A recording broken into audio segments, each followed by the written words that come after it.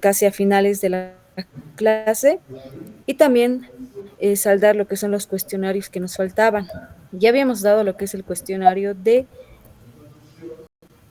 la revelación. Nos tocaría dar el cuestionario de lo que es la inspiración e iluminación de la Biblia y así también lo que son los símbolos de la Biblia y, por último, los instrumentos, bueno, los materiales antiguos que se ha usado en la Biblia, ¿ya? Habíamos hablado que inspiración, la palabra inspirados, como tal significa siendo llevados, ¿ya? Y que hay cuatro teorías que se maneja dentro de lo que es la inspiración, lo que es la teoría mecánica, la teoría de contenido-concepto y la teoría natural junto a la inspiración plenaria verbal. De estas cuatro teorías, el que nosotros rescatamos es de la inspiración plenaria verbal.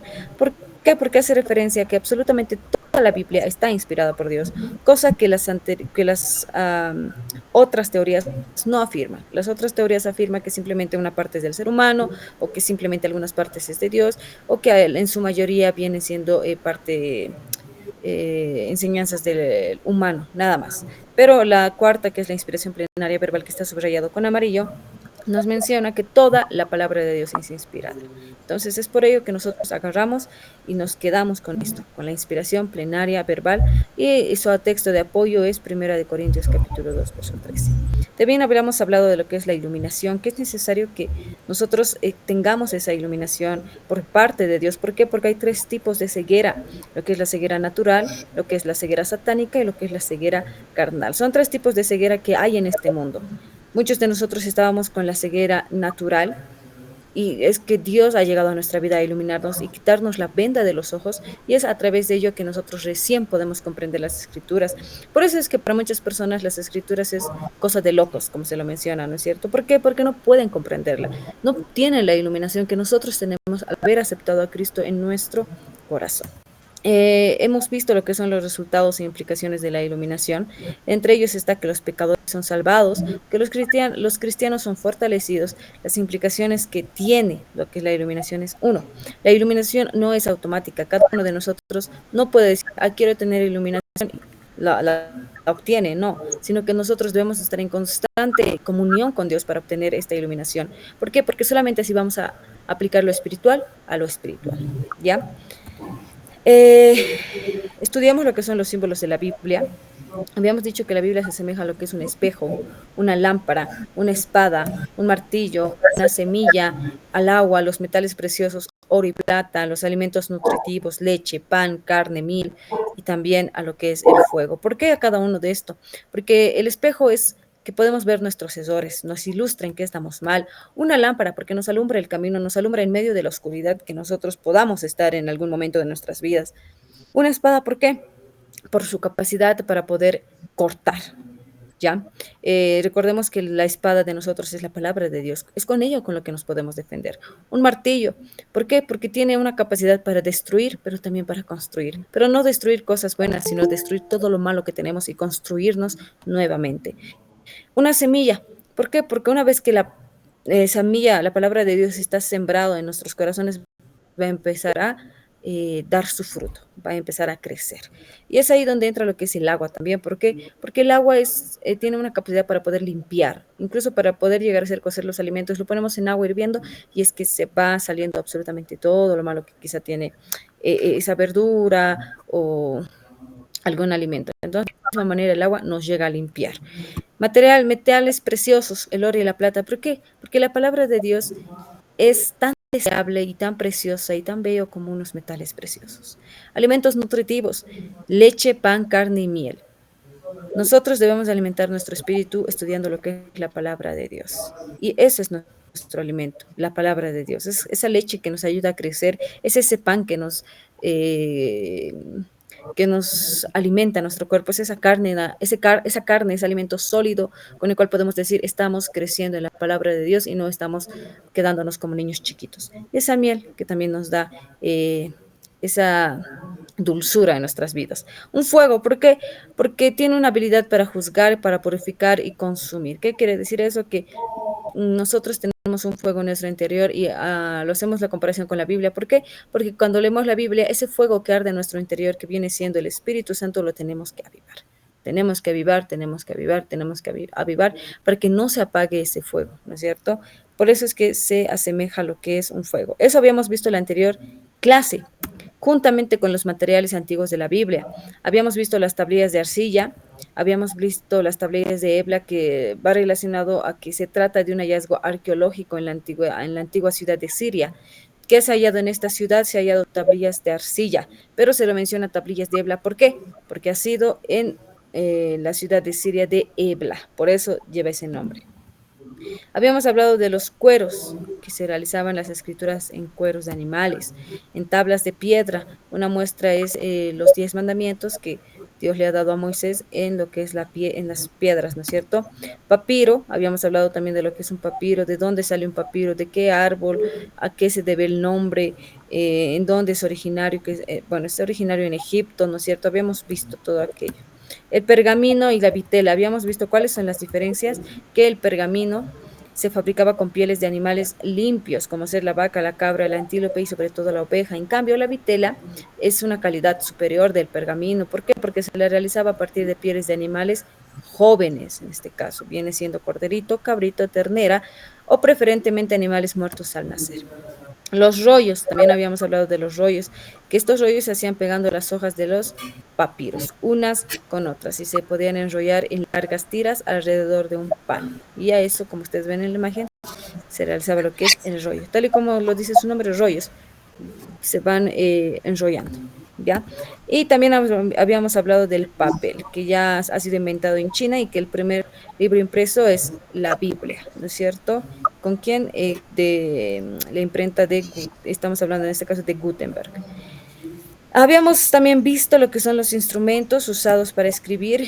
Habíamos hablado del cincel, como ven ustedes en la imagen, que viene siendo estas figuras de metal que eran de hierro para poder grabar en piedra.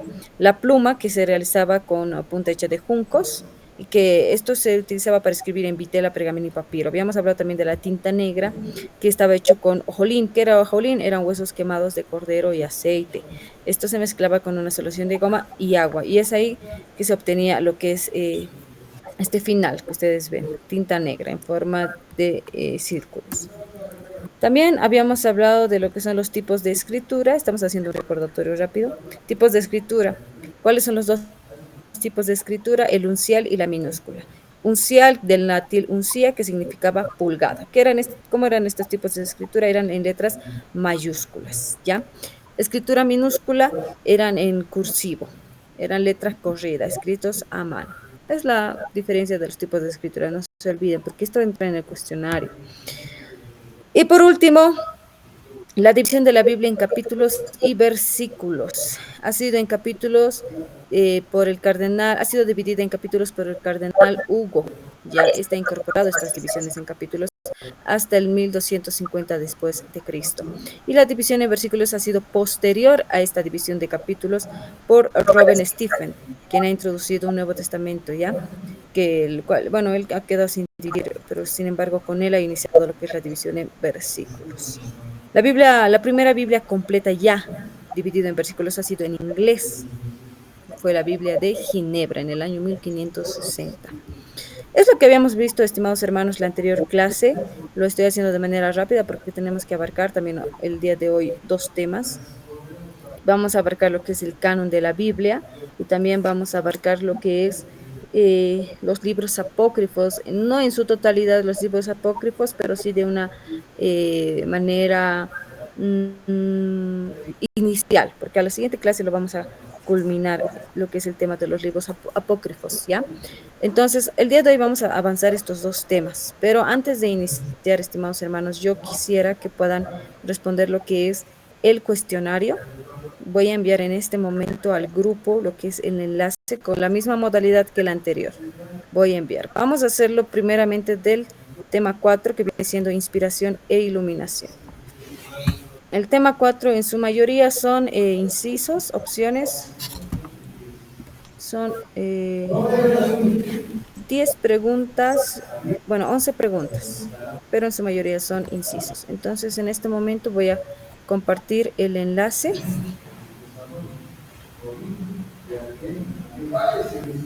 y voy a pedir que, por favor, puedan ingresar al enlace. Si alguno tiene algún problema, me lo puede decir en este momento para poder tomarlo en cuenta.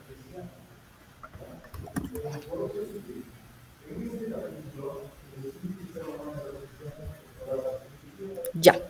Justo en este momento ya he enviado lo que es el enlace del formulario, del cuestionario. Estas son actividades del libro ya que se están realizando de manera que no es presencial las clases. Es por eso que estoy realizando de esta manera, de manera virtual, los cuestionarios. Esto viene siendo simplemente cuestionarios. La evaluación es el que va a tener mayor puntaje, viene siendo 15 puntos el parcial y 15 puntos la evaluación final. Pueden ingresar, hermanos, en este momento. Son las 2:55. Les voy a dar 15 minutos. Tienen hasta las 3:10 para contestarlo, porque posteriormente, y si alguien ha terminado más antes, me avisa también. Así también envío lo que es el quinto cuestionario, que viene siendo de los símbolos de la Biblia. Y el sexto lo vamos a dar después. Vamos a verlo la manera de cómo podemos realizarlo. ¿Ya? Entonces ingresen, por favor, les pido por favor que ingresen al enlace. Voy a volver a reenviar el enlace para aquellos que están ingresando también recién. Lo voy a volver a enviar. Ese es el formulario. Empiecen a llenarlo. Y voy a poner mientras tanto también música de fondo. ¿O tienen alguna duda o pregunta?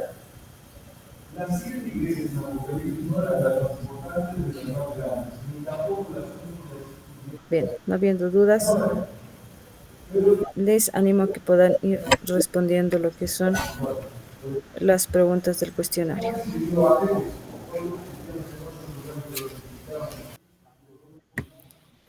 Bien, hermanos, se va a cortar lo que es la recepción de los cuestionarios. ¿Dónde está? Visto que me han enviado 4. Si hay alguno que no ha podido enviar, me va a avisar, por favor. Ya, son 5. Entonces lo voy a César. Si hay alguno que no ha podido ingresar o ha ingresado tarde, me va a avisar para que yo también lo vuelva a habilitar y de esa manera se pueda recepcionar la respuesta.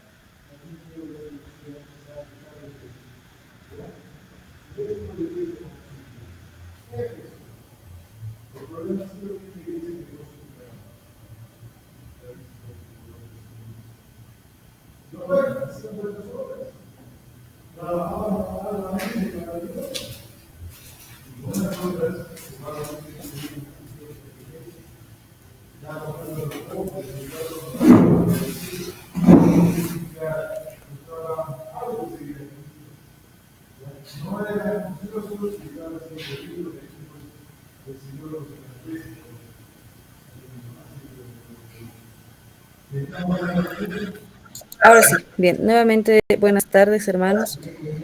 Vamos a iniciar con lo que es el avance de esta tarde y vamos a hacer una pausa y dentro de esa pausa va a ser resolver el cuestionario y ya después el otro. ¿Ya? Entramos. Vamos a ir con la lección número 7. Ustedes si quizá lo tienen el texto en el celular o ya lo han hecho imprimir, puedan seguirme también con el texto. Lección número 7, el canon de la Biblia. ¿Qué es lo que ustedes pueden entender por canon? Esta palabra que generalmente lo escuchamos en distintas enseñanzas, prédicas y demás, el canon de la Biblia. Esta palabra, canon, procede del griego canon, como ven acá, así se escribe, ¿ya? ¿Qué significa la palabra canon? Y viene del griego, significa caña, rama o vara. ¿Por qué caña, rama o vara? Estos eran elementos que se usaban como reglas o varas para medir. ¿Quiénes lo usaban? Los empleados por el constructor o por el escribano. Entonces, es por eso que se lo denomina canon. Más adelante vamos a verlo con más exactitud. Hoy en día esta palabra canon, que antes significaba caña, rama o vara, hoy en día significa norma, regla, guía, patrón, pauta o criterio. Eso es lo que significa hoy en día. Generalmente algunas palabras han ido adquiriendo otro significado a lo largo del desarrollo de la historia de la humanidad. Ya es por eso que hoy en día significa también esto: norma, regla, guía, patrón, pauta o criterio. La palabra canon se usa principalmente, esto con respecto a los libros de la Biblia, pero aquellos libros que han sido medidos y considerados palabra de Dios. Tienen relación. ¿Por qué? La palabra canon significa norma, regla de la Biblia. Entonces han sido escrituras o han sido libros que han sido sometidos a una norma o a una regla y han sido aceptados, y es por eso que se les ha incluido en lo que es la Biblia en general, los libros que son inspirados por Dios. También significa que la colección de libros canónicos, o sea, lo que nosotros hemos visto y hemos repetido en la anterior clase, han sido constituidos una regla para nuestra vida. La palabra canónico es equivalente a autoridad, porque es la divina autoridad de las escrituras. Vamos a ver. El uso de la palabra de derecho son los únicos que, medidos por la vara de la verdad, resultan ser completas y totalmente inspirados por Dios. Vamos a dar lectura, por favor, el libro de Salmos, capítulo 19, versos 7 al 8. Voy a pedir que por favor nos lo dé lectura nuestra hermana María Elena. Hermana María Elena, pueda dar lectura, por favor, el libro de Salmos, capítulo 19, versos 7 al 8. Amén. Un momento, por favor.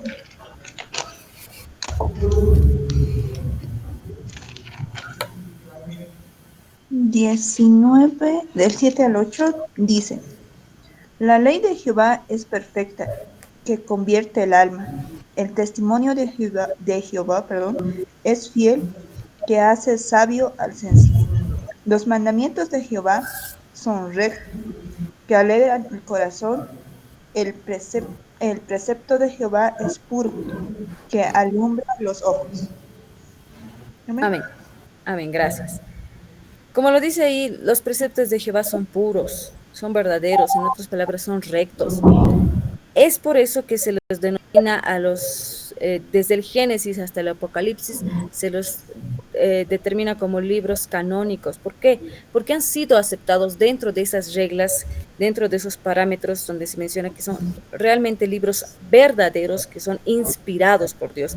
Han pasado por una prueba, que lo vamos a ver más adelante. ¿Qué pruebas necesitaban? ¿Qué requisitos, en otras palabras, necesitaban estos libros para poder ser aceptados dentro del canon de la Biblia, dentro de la verdad de la Biblia, dentro de las normas de la Biblia, en otras palabras, ¿ya? El canon del Antiguo Testamento. Nuestro Dios, nuestro Señor Jesucristo, nos da una división perfecta en cuestión del canon del Antiguo Testamento. En el libro de Lucas, capítulo 24, verso 44 al 45. Por favor, nuestro hermano Luis Fernando nos puede dar lectura. Hermano Luis Fernando, el libro de Lucas, capítulo 24, versos 44 al 45. Ya, hermana. Amén.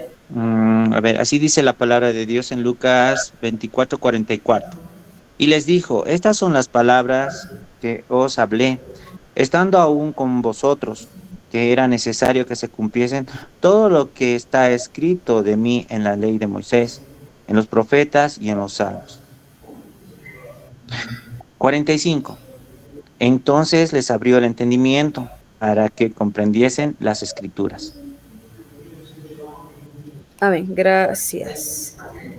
Como ustedes también han escuchado en la lectura, Dios nos habla de que todas las escrituras tienen que ser entendibles también para sus hijos.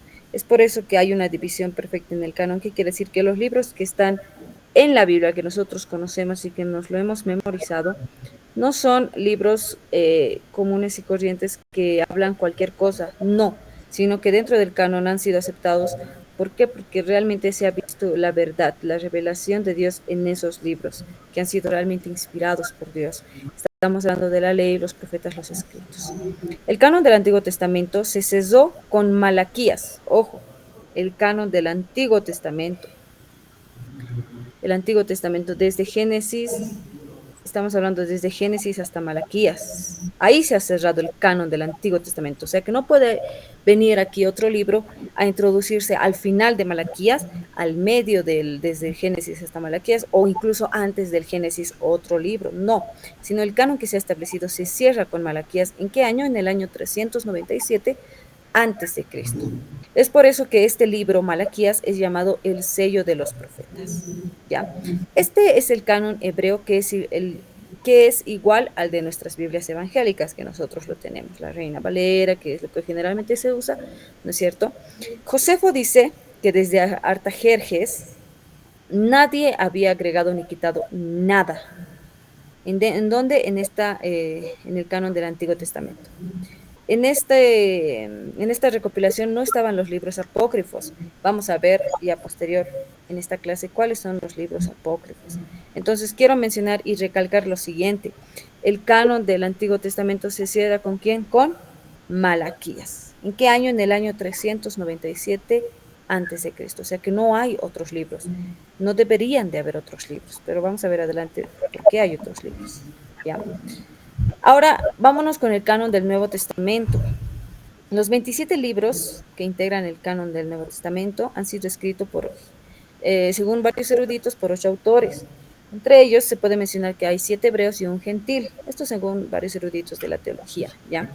Durante el transcurso de la segunda mitad del siglo I de nuestra era cristiana y de atenernos a las evidencias acumuladas por los estudios de estas cuestiones, todo parece indicar que el primero de los escritores fue el apóstol Santiago. Esto como dato extra, ¿ya? El primero de los escritores fue el apóstol Santiago. ¿De cuáles? De los 27 libros que integran el Nuevo Testamento. Ya habíamos visto la anterior clase al momento de poder repetir lo que son los libros, lo que es la división de los libros del Nuevo Testamento. Habíamos visto que se divide en evangelios, libro histórico, epístolas paulinas, epístolas generales, por último el libro profético. Son epístolas que se las reparte de esta manera. Ya ustedes lo conocen, o ya ustedes lo han repetido. Los 3 evangelios sinópticos vienen siendo Mateo, Marcos y Lucas, y el cuarto evangelio, que es el de Juan, es el más didáctico y teológico. Eso también tienen que ustedes saberlo dividir. Los sinópticos, Mateo, Marcos y Lucas, y el cuarto evangelio, Juan, que viene siendo el más didáctico y teológico. Un libro histórico que viene siendo Hechos de los Apóstoles, las epístolas de Pablo, Romanos, 1, 2 Corintios, Gálatas, Efesios, Filipenses, 1 y 2 de Tesalonicenses y Hebreos. Dentro de lo que son las epístolas pastorales está 1 y 2 Timoteo junto a Tito, y la tercera epístola personal es a Filemón. Las epístolas generales están Santiago, 1, 2 Pedro, 1, 2, 3 Juan y la epístola de Judas. Y por último, el libro profético, que viene siendo el Apocalipsis. Ya nos lo hemos estudiado este tema nosotros, pero es necesario mencionarlo nuevamente. La finalización del canon.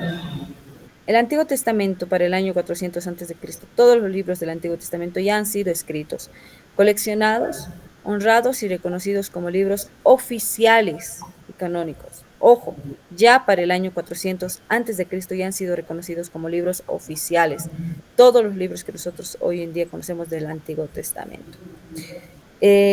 Vámonos con el Nuevo Testamento.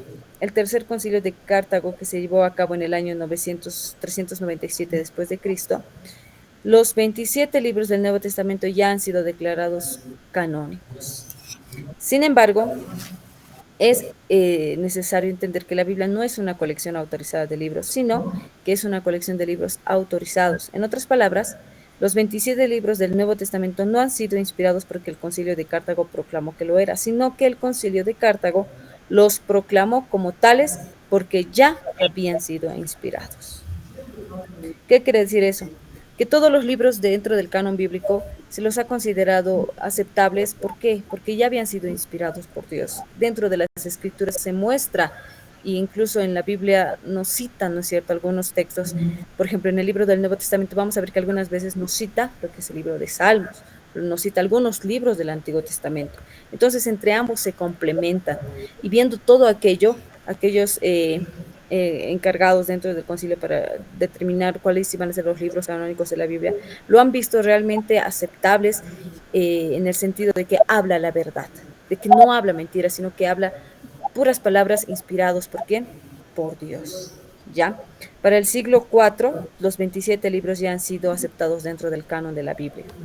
Lo que nosotros debemos de este estudio tomarlo mucho en cuenta, y es que los años, para el año 400 antes de Cristo, ya habían sido aceptados lo que es los libros del Antiguo Testamento, y ya para el finales del siglo IV, los 27 libros ya habían, del Nuevo Testamento, ya habían sido también recibidos dentro del canon de la Biblia. Eso es lo que nosotros debemos de tomar mucho en cuenta, ¿ya? Estas gestiones, para qué año estimadamente, aproximadamente se ha tomado en cuenta lo que son los libros del Antiguo Testamento y en qué siglo también los 27 libros del Nuevo Testamento. Cosas que nosotros debemos de tomar en cuenta. Es en esos años que se ha finalizado con el canon de la Biblia. ¿Qué quiere decir eso? Que se ha aceptado todos los libros de la Biblia, tanto del Antiguo como del Nuevo Testamento, así cesando el canon para no poder permitir que otros libros se incluyan a lo que es la Biblia. No podría venir otra persona y decir, ah, te ha faltado este libro de Macabeos a adquirir. No, ¿por qué? Porque no ha sido aceptado ese libro, porque no cumple los requisitos que debería de tener. Vamos a entrar a este tema también, porque son,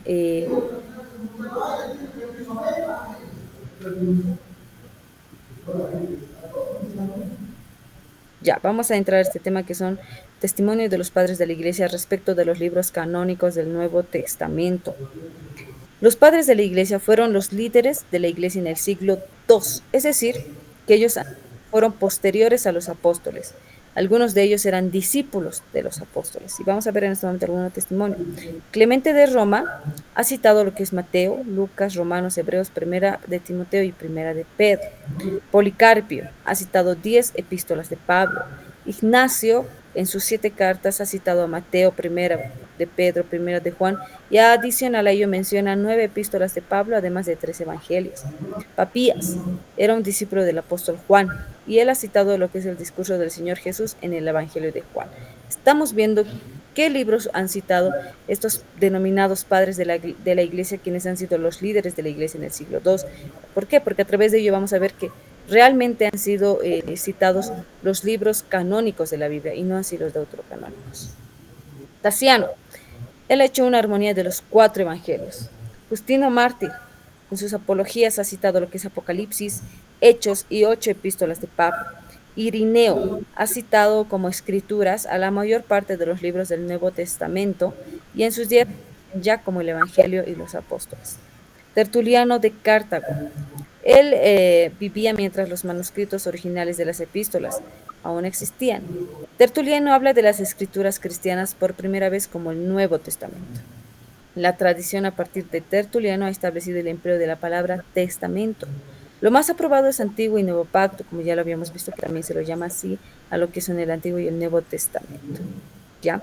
Orígenes era un erudito cristiano, aceptado los 27 libros del Nuevo Testamento. Él tenía algunas dudas, pero al final lo ha aceptado. Entonces, todos estos testimonios que ahorita hemos visto de los denominados padres de la iglesia es muy importante. ¿Por qué?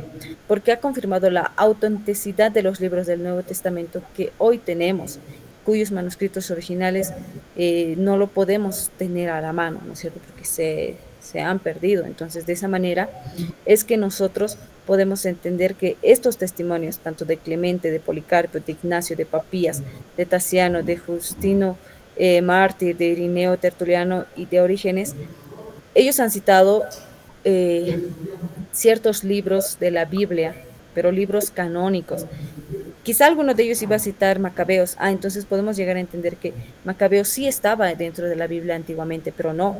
Entonces ellos han citado estos libros porque por algo, porque realmente han sido libros inspirados por Dios y se han basado ellos en estos libros para incluso poder predicar y llevar el evangelio a los distintos lugares. Repito, ¿quiénes eran los denominados, ahí está entre comillas, padres de la iglesia? Eran los líderes de la iglesia en el siglo II. Ellos han sido posteriores a los apóstoles. Algunos de ellos incluso eran discípulos de los apóstoles. Entonces nosotros tenemos que tomar mucho en cuenta. Por eso es que estamos citando estos testimonios de que ellos han citado a distintos libros de la Biblia. ¿Ya?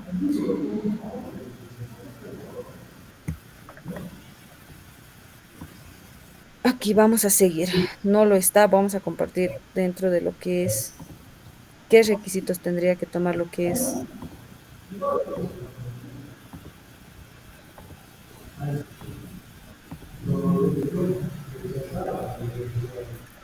es los libros dentro del canon de la Biblia. Aquí lo tengo. Aquí está.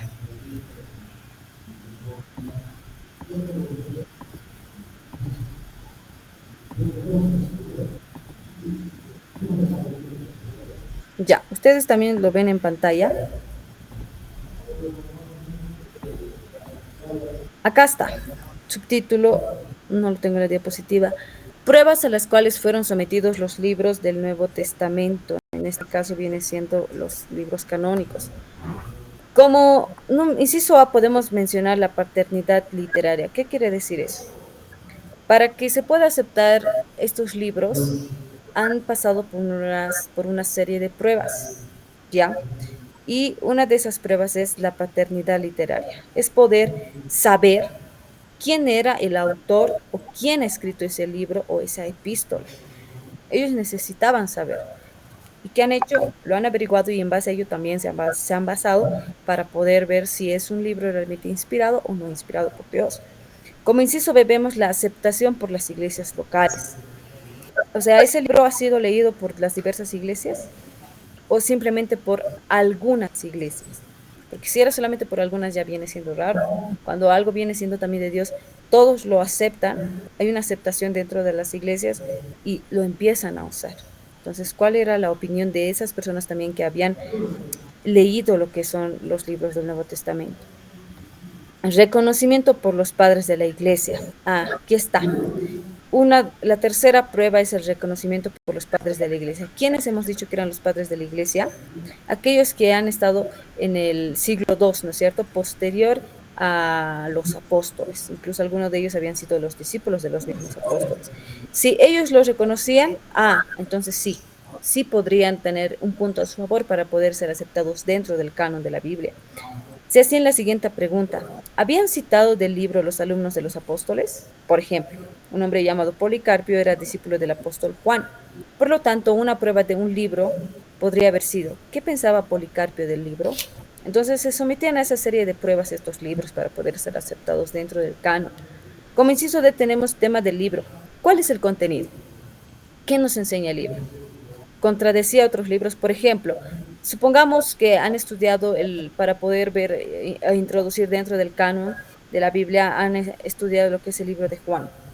Juan, ¿será que contradecía al libro de Mateo? No, sino que se complementaban porque el otro nos hablaba de otro enfoque. No, entonces es aceptable. Pero si había un libro que estaba contradiciendo absolutamente todo lo que se mencionaba en los anteriores libros, no lo iban a aceptar dentro del canon. ¿Por qué? Porque Dios no puede contradecirse a sí mismo. Al contrario, Dios lo que hace es poder darnos a conocer aún más pruebas, poder darnos a conocer la veracidad de su palabra. Entonces, eso es una de las pruebas que se han sometido estos libros para poder ser aceptados dentro del canon.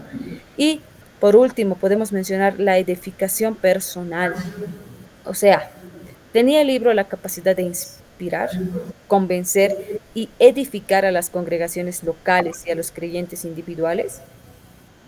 Si tenía ese libro la capacidad de poder producir eso en la persona, sabemos que era inspirado por Dios. Pero si un libro te enseña cosas malas, no es inspirado por Dios. Ha sido a esas pruebas que se han sometido los libros para poder ser aceptados dentro de lo que es el canon de la Biblia, ¿ya?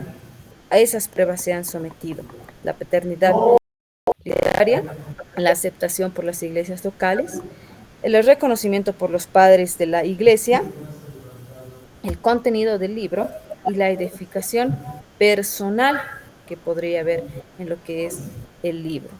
Son, si ustedes ven, son pruebas que tenían que analizarlo muy minuciosamente para ver la paternidad, tendrían que haber realizado una investigación muy profunda. Entonces, cada uno de los libros que nosotros tenemos hoy en día, desde el Génesis hasta el Apocalipsis, han sido sometidos a diversas pruebas como las que ya hemos visto, a la paternidad literaria y a la aceptación por las iglesias locales, como al contenido y a la edificación personal y al reconocimiento por los padres de la iglesia. Si usted ve, es muy importante que los denominados, entre comillas, está puesto en las diapositivas, padres de la iglesia, que vienen siendo personas muy importantes.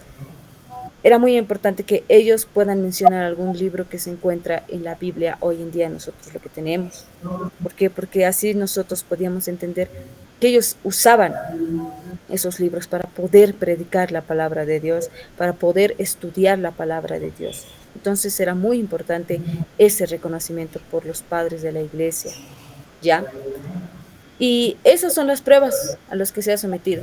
Entonces, imagínense, han estudiado todo el libro de Génesis, han estudiado todo el libro de Mateo, Marcos, Lucas, Juan, Hechos, Corintios, Tesalonicenses, Timoteo, Tito, Pedro, Juan. Todos esos libros han sido minuciosamente escudriñados para poder ser aceptados dentro de lo que es el canon de la Biblia.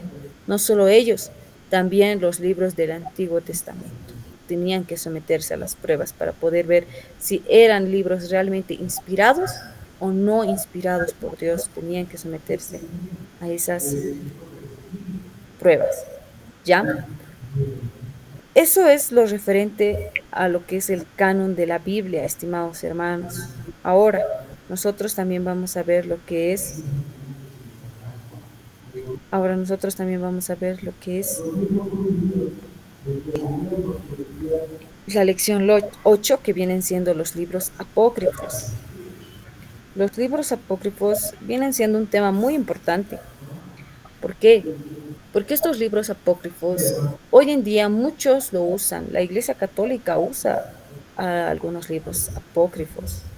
Y con eso simplemente nosotros nos damos cuenta de que no están basándose en los libros canónicos de la Biblia, sino que ellos han añadido lo que ellos querían añadir, en el sentido de, a este libro me parece bien y lo añado a la Biblia, ¿no es cierto? Entonces nosotros tenemos que tener mucho cuidado al momento de poder estudiar la palabra de Dios y poder tener libros de apoyo, ¿no es cierto? Tener mucho cuidado de qué autores estamos viendo esos libros, de qué autores son, porque quizá muchos de nosotros podemos ser crecidos espiritualmente, pero también hay alguien que nos va a ver y va a querer hacer lo mismo, y quizá esa persona no es una persona crecida espiritualmente, sino que está recién empezando a crecer. Nosotros tenemos que tener mucho cuidado al momento de hablar de estos puntos. Hermanos, entramos a la lección 8, repito, libros apócrifos. En la Biblia Católica Romana vamos a encontrarlos. Vamos a encontrar estos libros, por ejemplo, Tobías, Judith, Primera de Macabeos, Segunda de Macabeos, Sabiduría, Eclesiástico, Baruch y otros. Son algunos libros que nosotros vamos a encontrar en la Biblia Católica, ¿ya? Estos libros apócrifos han sido agregados al Antiguo Testamento hebreo en la Vulgata Latina. Ya para poder entender mejor lo que es el tema de los libros apócrifos, debemos entender ciertos términos. El primero es la palabra protocanónicos. Hay que entender este término. Cuando algún momento nosotros vamos a escuchar los libros protocanónicos, ¿a qué se referirá? Es lo siguiente. Esta palabra viene del griego protos y significa primero, principal y canónico. Entonces, ¿qué quiere decir? Que de esta palabra resulta los canónicos desde un principio. Esta palabra canónicos desde un principio o protocanónicos se aplica a los libros reconocidos como inspirados divinamente, o sea, del Génesis al Apocalipsis, lo que nosotros nos lo hemos memorizado, esos son prácticamente estos libros, o cuando se refiere con el término protocanónicos, se está refiriendo a estos libros, del Génesis al Apocalipsis. Es el primer término que debemos de entender. El segundo término viene siendo esta oración, protocanónicos del Antiguo Testamento. Los protocanónicos son aquellos que se hallaban ya en tiempos de Jesucristo en la Biblia hebrea y fueron reconocidos como inspirados por todos los judíos, tanto hebraizantes como helenistas. Ah, ojo, aquí es la palabra protocanónicos. Aquí estamos hablando de los protocanónicos del Antiguo Testamento. Estos protocanónicos del Antiguo Testamento se hallaban ya en tiempo de Jesucristo, en la Biblia hebrea, o sea que ya se los usaban en los tiempos de Jesucristo. ¿En qué Biblia? En la Biblia hebrea. Vámonos al inciso C, deuterocanónicos. Esta palabra viene del griego deuteros, que significa segundo, significa secundariamente canónicos o segundo canon. Esto se refiere a aquellas partes de los libros de cuya inspiración o carácter sobrenatural se ha dudado en una u otra iglesia en particular, y que solo más tarde han entrado a formar parte del canon aceptado por la iglesia romana. Entonces, ¿quiénes han aceptado estos libros? La iglesia romana. Ellos han aceptado estos libros deuterocanónicos. Ya hemos dicho, deuterocanónicos significa secundariamente canónicos o segundo canon. Ya, esa es la diferencia entre la palabra protocanónicos y deuterocanónicos. Hemos dicho que protocanónicos significa canónicos desde un principio. En cambio, los deuterocanónicos significa secundariamente canónicos o segundo canon. Incluso en su nombre hace ya más entendible, ¿no? El primero, que es protocanónicos, haciendo referencia a los primeros libros a los que ya han sido aceptados a inicios. En cambio, los de otros son secundariamente canónicos. O sea que ya posterior recién han aparecido y recién ya lo han añadido. ¿Quién es lo de la iglesia romana? De apócrifo. Deriva de una voz griega, apócrifos, y significa, el libro apócrifo, diré la palabra apócrifo significa escondido, secreto u oculto. La Vulgata Latina, en otros casos la Biblia Católica Romana, contiene, además de los libros del canon del Antiguo Testamento, los siguientes libros. Vuelvo a repetir. Número 1, históricos. Lo dividen así, históricos, porque habla de historia. ¿Qué libros apócrifos o están en este lugar? Están lo que es Tobit, Judith, primera y segunda Macabeos y complementos al libro de Esther. Sapiensales, se lo denomina así. ¿Qué libros está? Sabiduría y eclesiástico. Tercero, por si acaso, eclesiástico no es lo mismo que eclesiastés, son dos distintos libros. Eclesiastés está dentro del canon de la Biblia, en cambio, eclesiástico no está en el canon, solamente está dentro de lo que son la Biblia católica romana, está en la división de sapiensales. 3, proféticos. El pasaje de Daniel capítulo 3, versos 24 al 90, que incluye la oración de Azarías y el himno de los tres jóvenes. Este pasaje, por ejemplo, no está en lo que nosotros tenemos, ¿ya? Esto está dentro de lo que son los libros apócrifos aceptados por la Iglesia Católica. ¿Qué incluye en este pasaje? Dice que incluye la oración de Azarías y el himno de los tres jóvenes, la historia de Susana, ¿ya? Susana. Nosotros no conocemos esa historia en el canon de la Biblia, pero ya en los libros apócrifos sí se menciona esta historia de Susana. Y la historia de Bel y el dragón, ¿ya? Son historias raras, ¿no? Quizá nosotros en nuestro tiempo extra que tengamos en la semana o el fin de semana, podamos personalmente quizá buscar para ver qué siempre habla de esta historia, ¿ya? Vamos a tener quizá una dinámica ya en lo posterior para ver qué es lo que habla estos libros apócrifos, porque aún así como lo podemos ver de que no han sido aceptados dentro del canon de la Biblia, quizá estudiándola vamos a ver por qué no han sido aceptados. Ahí vamos a ver, nosotros mismos vamos a tener esa experiencia de saber por qué no han sido aceptados, porque ahí ya entra de nosotros el discernimiento, hermanos. Si nosotros decimos, esto debería de haber entrado, ¿dónde queda el discernimiento? Ahí debemos aprender a discernir, ¿está bien o está mal lo escrito en estos libros? Los libros apócrifos fueron agregados al Antiguo Testamento hebreo en la Vulgata Latina, repito, en la Vulgata Latina que viene siendo la Biblia Católica Romana. Ya, vamos a seguir. Es necesario mencionar que estos libros han sido escritos principalmente en el periodo denominado intertestamentario. Voy a subrayarlo con amarillo. Este periodo denominado intertestamentario quiere decir en el tiempo de Malaquías y Mateo. ¿Qué quiere decir eso?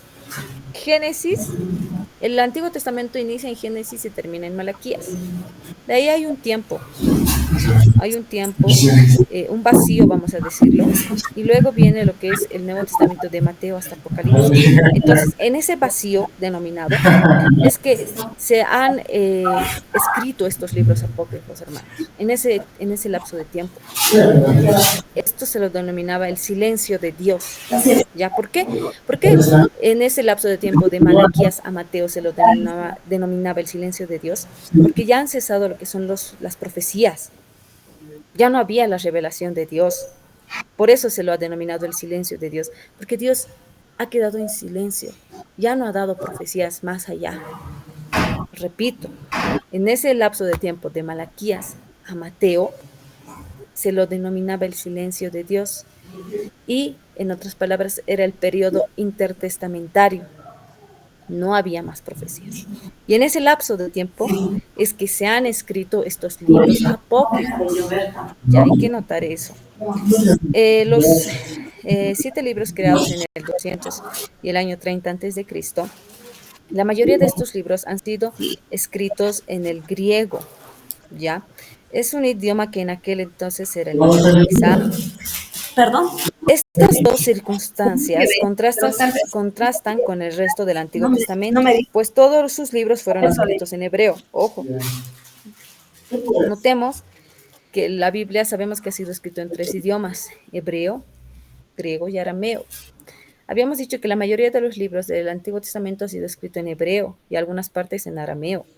Pero estos libros apócrifos que se los añade al Antiguo Testamento por la Iglesia Católica Romana han sido escritos en el idioma griego. O sea, hay una diferencia notoria, porque la mayoría del Antiguo ha sido en hebreo. Vienen estos libros apócrifos y ya están escritos en griego, cuestión que debería de contrastar, ¿no es cierto?, con el Nuevo Testamento y no con el Antiguo. Pero son datos que nosotros tenemos que tomar en cuenta para saber por qué no han sido aceptados, porque hay algo raro incluso, ¿no es cierto?, en la historia. Vamos a seguir. Los judíos no reconocen a estos libros una inspiración divina. ¿Por qué? Porque no han sido escritos por profetas de Dios. Pues en la época en las cuales han sido creados estos libros ya no existía un profeta vivo, es decir, después de la vida de Esdras y Malaquías, tal y como se reconoce en 1 de Macabeos 9:27. ¿Qué dice en este libro apócrifo, 1 de Macabeos 9:27? Dice lo siguiente: tribulación tan grande no sufrió Israel desde los tiempos en que dejaron de aparecer profeta. Ya, vamos a continuar. El pueblo judío denominaba estos libros, como Tobías, Judith y otros, apócrifos. ¿Por qué? Porque no eran reconocidos, dudaban de su inspiración divina. Dentro de estos libros podemos ver que carecen de una de las principales fuentes para entender que algo es inspirado por Dios, porque no aparece estas siguientes palabras o oraciones. No aparece la oración "así dice Jehová". Nosotros vamos a ver que en la Biblia, en los libros, en el canon de la Biblia, sí menciona la palabra "así dice Jehová", "así dice el Señor", o "vino a mí palabra de Jehová", pero en estos libros apócrifos no menciona estas oraciones. No menciona "así dice Jehová", y tampoco menciona "vino a mí palabra de Jehová", tampoco menciona "habló Jehová a".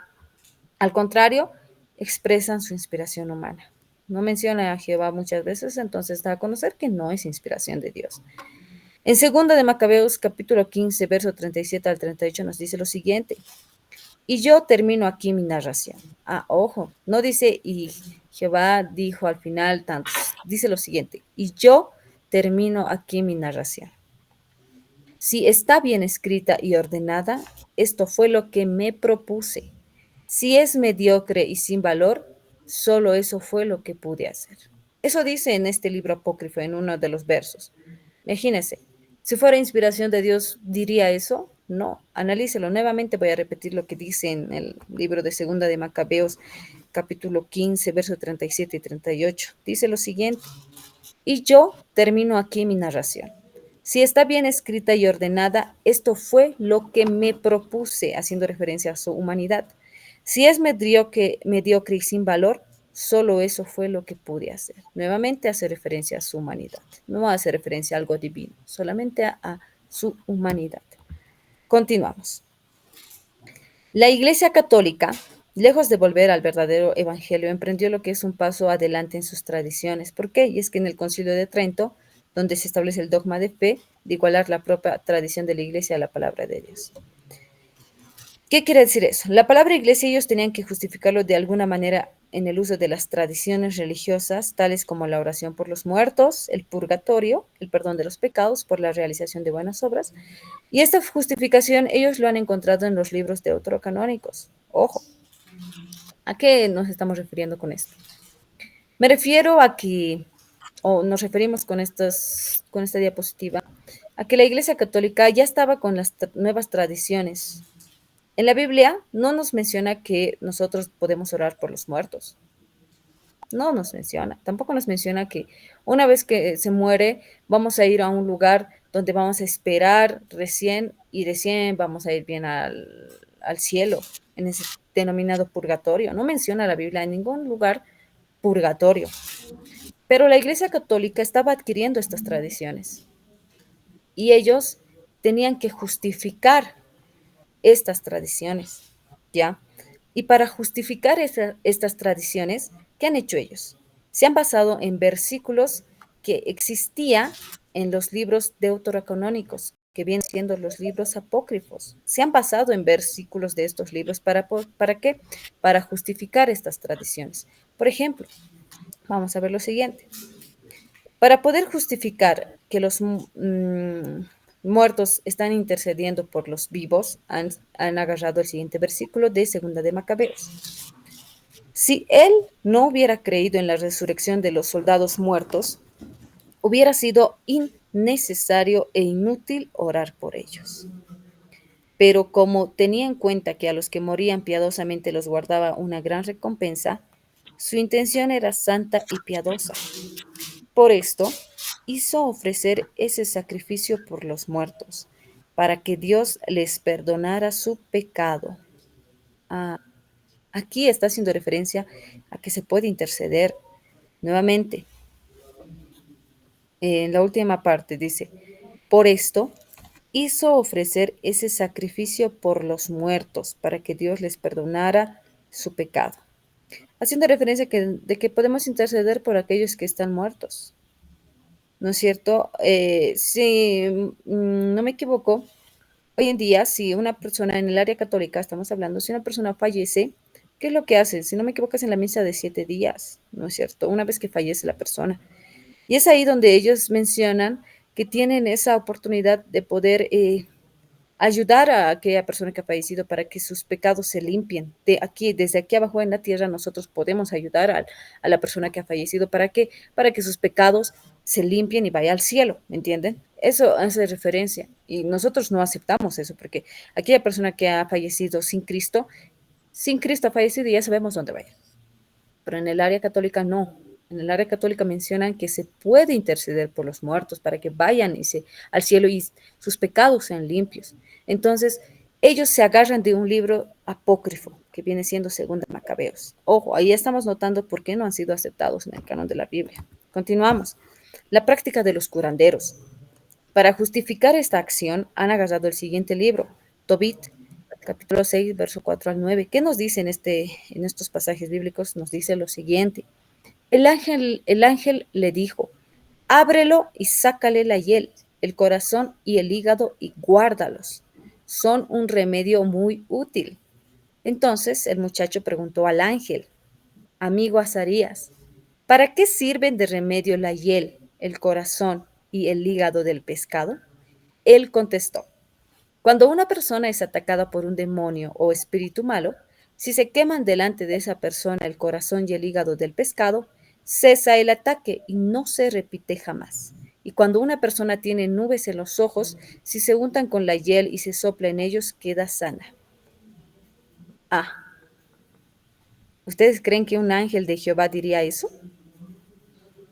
Diría que se debería de matar a un animal para poder ahuyentar a los espíritus malos, pero se agarran de este texto para poder justificar de que es bíblica, en otras palabras, lo que es la acción de los curanderos, lo que hacen los curanderos.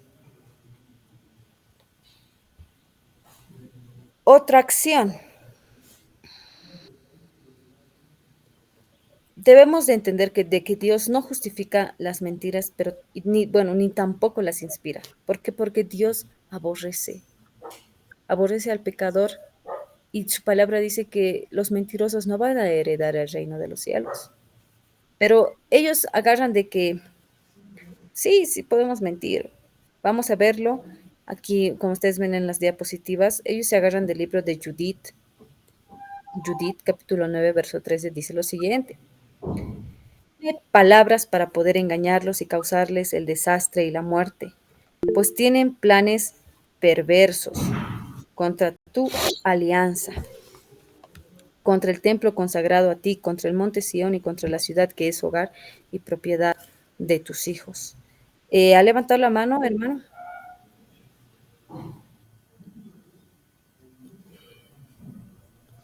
Hermano, creo que levantó la mano. Sí, accidentalmente, pero quería hacer de repente una pregunta, hermana. Está claro, ¿verdad?, de que la religión católica, que también cree en Dios, también cree en Jesucristo, hay ciertas prácticas que de repente nos hacen diferentes en la forma de agradar a Dios. Entonces, yo pienso que también estas mismas prácticas, claro, en su momento dado, los que eran de esa época, los que entendían lo que es las leyes de Dios, han podido de repente discernir ciertos aspectos en los cuales no eran de repente de agrado de Dios, ¿ya?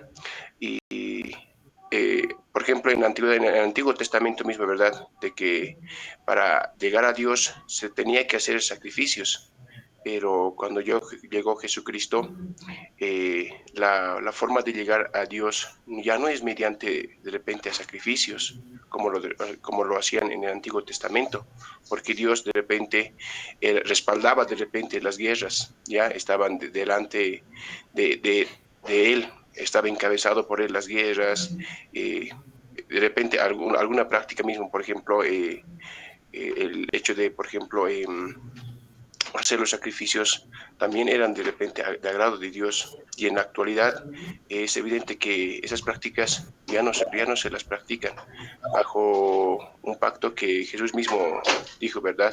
Entonces, eso, hermana, como comentario. Bien, gracias, hermano. Es cierto.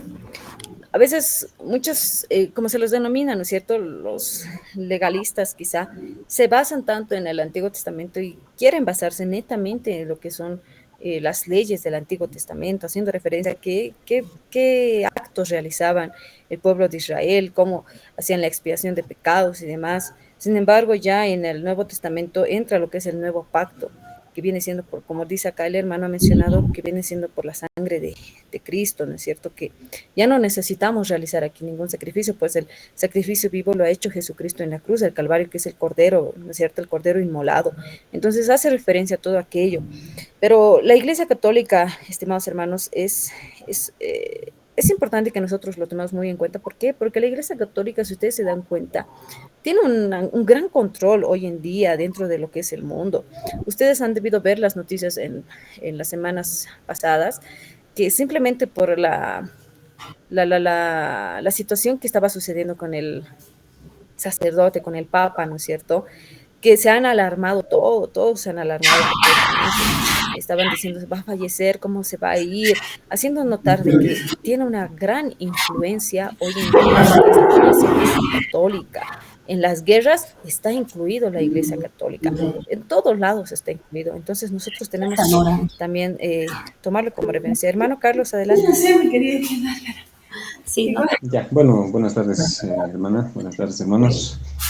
Eh, Tengo varias dudas, ¿no? Para empezar. Bueno, mi primera duda que quisiera que me aclare. Eh, ya, veo que hablando de la Iglesia Católica, hay veces lo llevan al extremo, desde luego, ¿no? ¿Por qué? Uno, porque ahorita, bueno, en estos momentos estoy viendo de lo que es los libros apócrifos.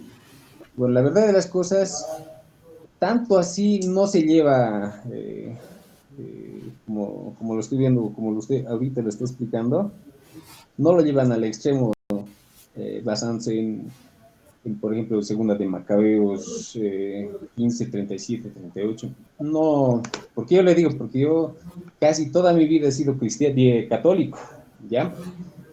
Y otra situación, quisiera que me aclare. Por ejemplo, pese a que yo he estado ya pues en la iglesia católica, he estado en lo que es en la iglesia adventista, la iglesia mormón, Maranata, Cristo viene y todo lo demás. Ahora bien, justamente he tenido esa pequeña diferencia con respecto a las Biblias, ¿no? Nosotros en la actualidad como cristianos evangélicos usamos la Biblia de la Reina Valera, ¿no? Y eso, ¿quién más o menos dio la orden, la instrucción o la modalidad, si se podría decir, de usar, de que nosotros, como cristianos evangélicos, usemos exclusivamente la Reina Valera? ¿Por qué le digo? Porque hace tiempo atrás, cuando estuve en los Testigos de Jehová, llevé mi Biblia, ¿no? Que me dieron allí en los Testigos de Jehová. Cosa que la traducción era muy diferente. Me dijeron, no, mejor use la Biblia de la Reina Valera, ¿verdad? Ahora bien, si yo llevo mi Biblia de la Iglesia Católica a la Iglesia Evangélica Cristiana, claro, muchos libros no se van a usar, como por ejemplo los apócrifos, ¿verdad? Ahora bien, y muchos sí, por ejemplo, coinciden, por ejemplo, desde el Génesis 1:1, en cualquier Biblia te dice Dios en el principio creó el cielo y la tierra y lo demás. O sea, en cualquier Biblia que haya en cualquier otra traducción, ¿no? Para eso, por favor, quisiera que me aclare, o sea, cuál es la norma, o sea, quién da la orden o quién dice que necesariamente tenemos que usar la Biblia de lo que es la traducción de la Reina Valera. Eso, por favor, hermano. Bien, hermano, le agradezco por las preguntas y el comentario. Quiero hacer notar lo siguiente. Lo que yo mencionaba dentro de lo que son las diapositivas va siendo a los inicios de la Iglesia Católica. Hoy en día no es lo mismo que a inicios la Iglesia Católica, ha habido ciertos cambios, ¿no es cierto? Entonces yo me estoy refiriendo más que todo a lo que son los inicios de la Iglesia Católica, al momento de realizarse el canon de la Biblia. Ellos se han agarrado en el sentido de que para justificar esas tradiciones que ya lo estaban aplicando a inicios en su origen, se han agarrado de estos textos. Claramente hoy en día no lo hacen. Si nosotros vamos a estudiar lo que es la Iglesia Católica, también mencionan lo que son libros dentro del canon, ¿ya? Pero es como que se contradicen con los otros textos que también hay dentro de la Biblia. Entonces eso es algo que tomar en cuenta, ¿ya? Para poder aclarar primero el punto de lo que es la Iglesia Católica. Segundo, el hermano mencionaba, y creo que la duda central es, ¿por qué nosotros utilizamos la Biblia que hoy en día en el sentido de la Reina Valera? Primero, no utilizamos lo que es la Biblia de la Iglesia Católica. ¿Por qué? porque están añadidos lo que son los libros apócrifos. Los libros apócrifos, en otras palabras, son libros más humanísticos. ¿Qué quiere decir eso? Que se basa más en la humanidad de la persona que lo ha escrito y no así en la divinidad de Dios, ¿ya? El problema de de esta Biblia, en el sentido de vamos a tocar en este caso de la Biblia católica, no es en sí quizá la cantidad de los libros que va a tener, incluso los libros apócrifos, sino es que si nosotros, por ejemplo, yo ahorita le recomiendo a una persona que recién está llegando a la iglesia y le doy una Biblia que tenga libros apócrifos, la persona quizá va a querer leer uno de los libros apócrifos y se va a confundir completamente. Se va a confundir. ¿Por qué? Porque los libros apócrifos no hablan de la divinidad de Dios, nos habla de otras cosas que no tienen nada que ver. Dentro de la Biblia hay una historia, por ejemplo, que nos menciona que cuando Jesús era niño, él había agredido a una persona físicamente, ¿ya? Había deseado el mal, como era Jesús, ¿no es cierto?, Hijo de Dios, digamos, con esa capacidad que él tenía, aprovechado esa capacidad que él tiene, esa divinidad, para poder hacer daño a las personas.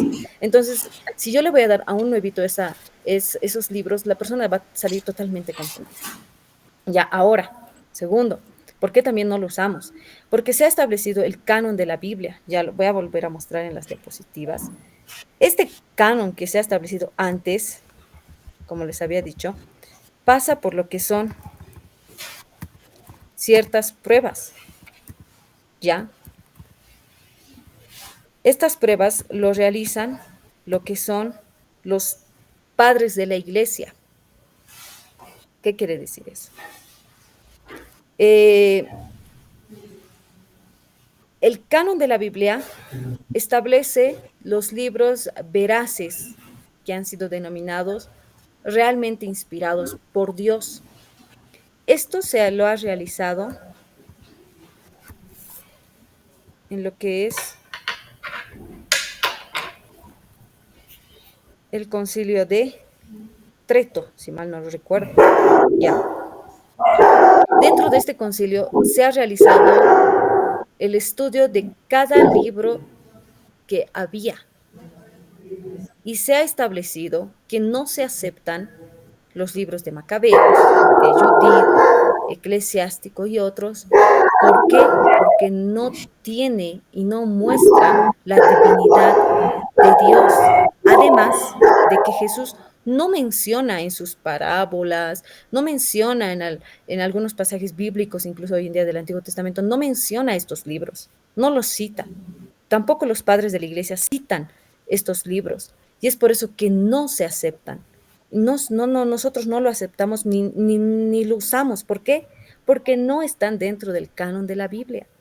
Pero sí usamos el Génesis, Éxodo, Apocalipsis y lo demás porque está dentro del canon. Ahora, otra cosa son las versiones de la Biblia, hermanos, ¿ya?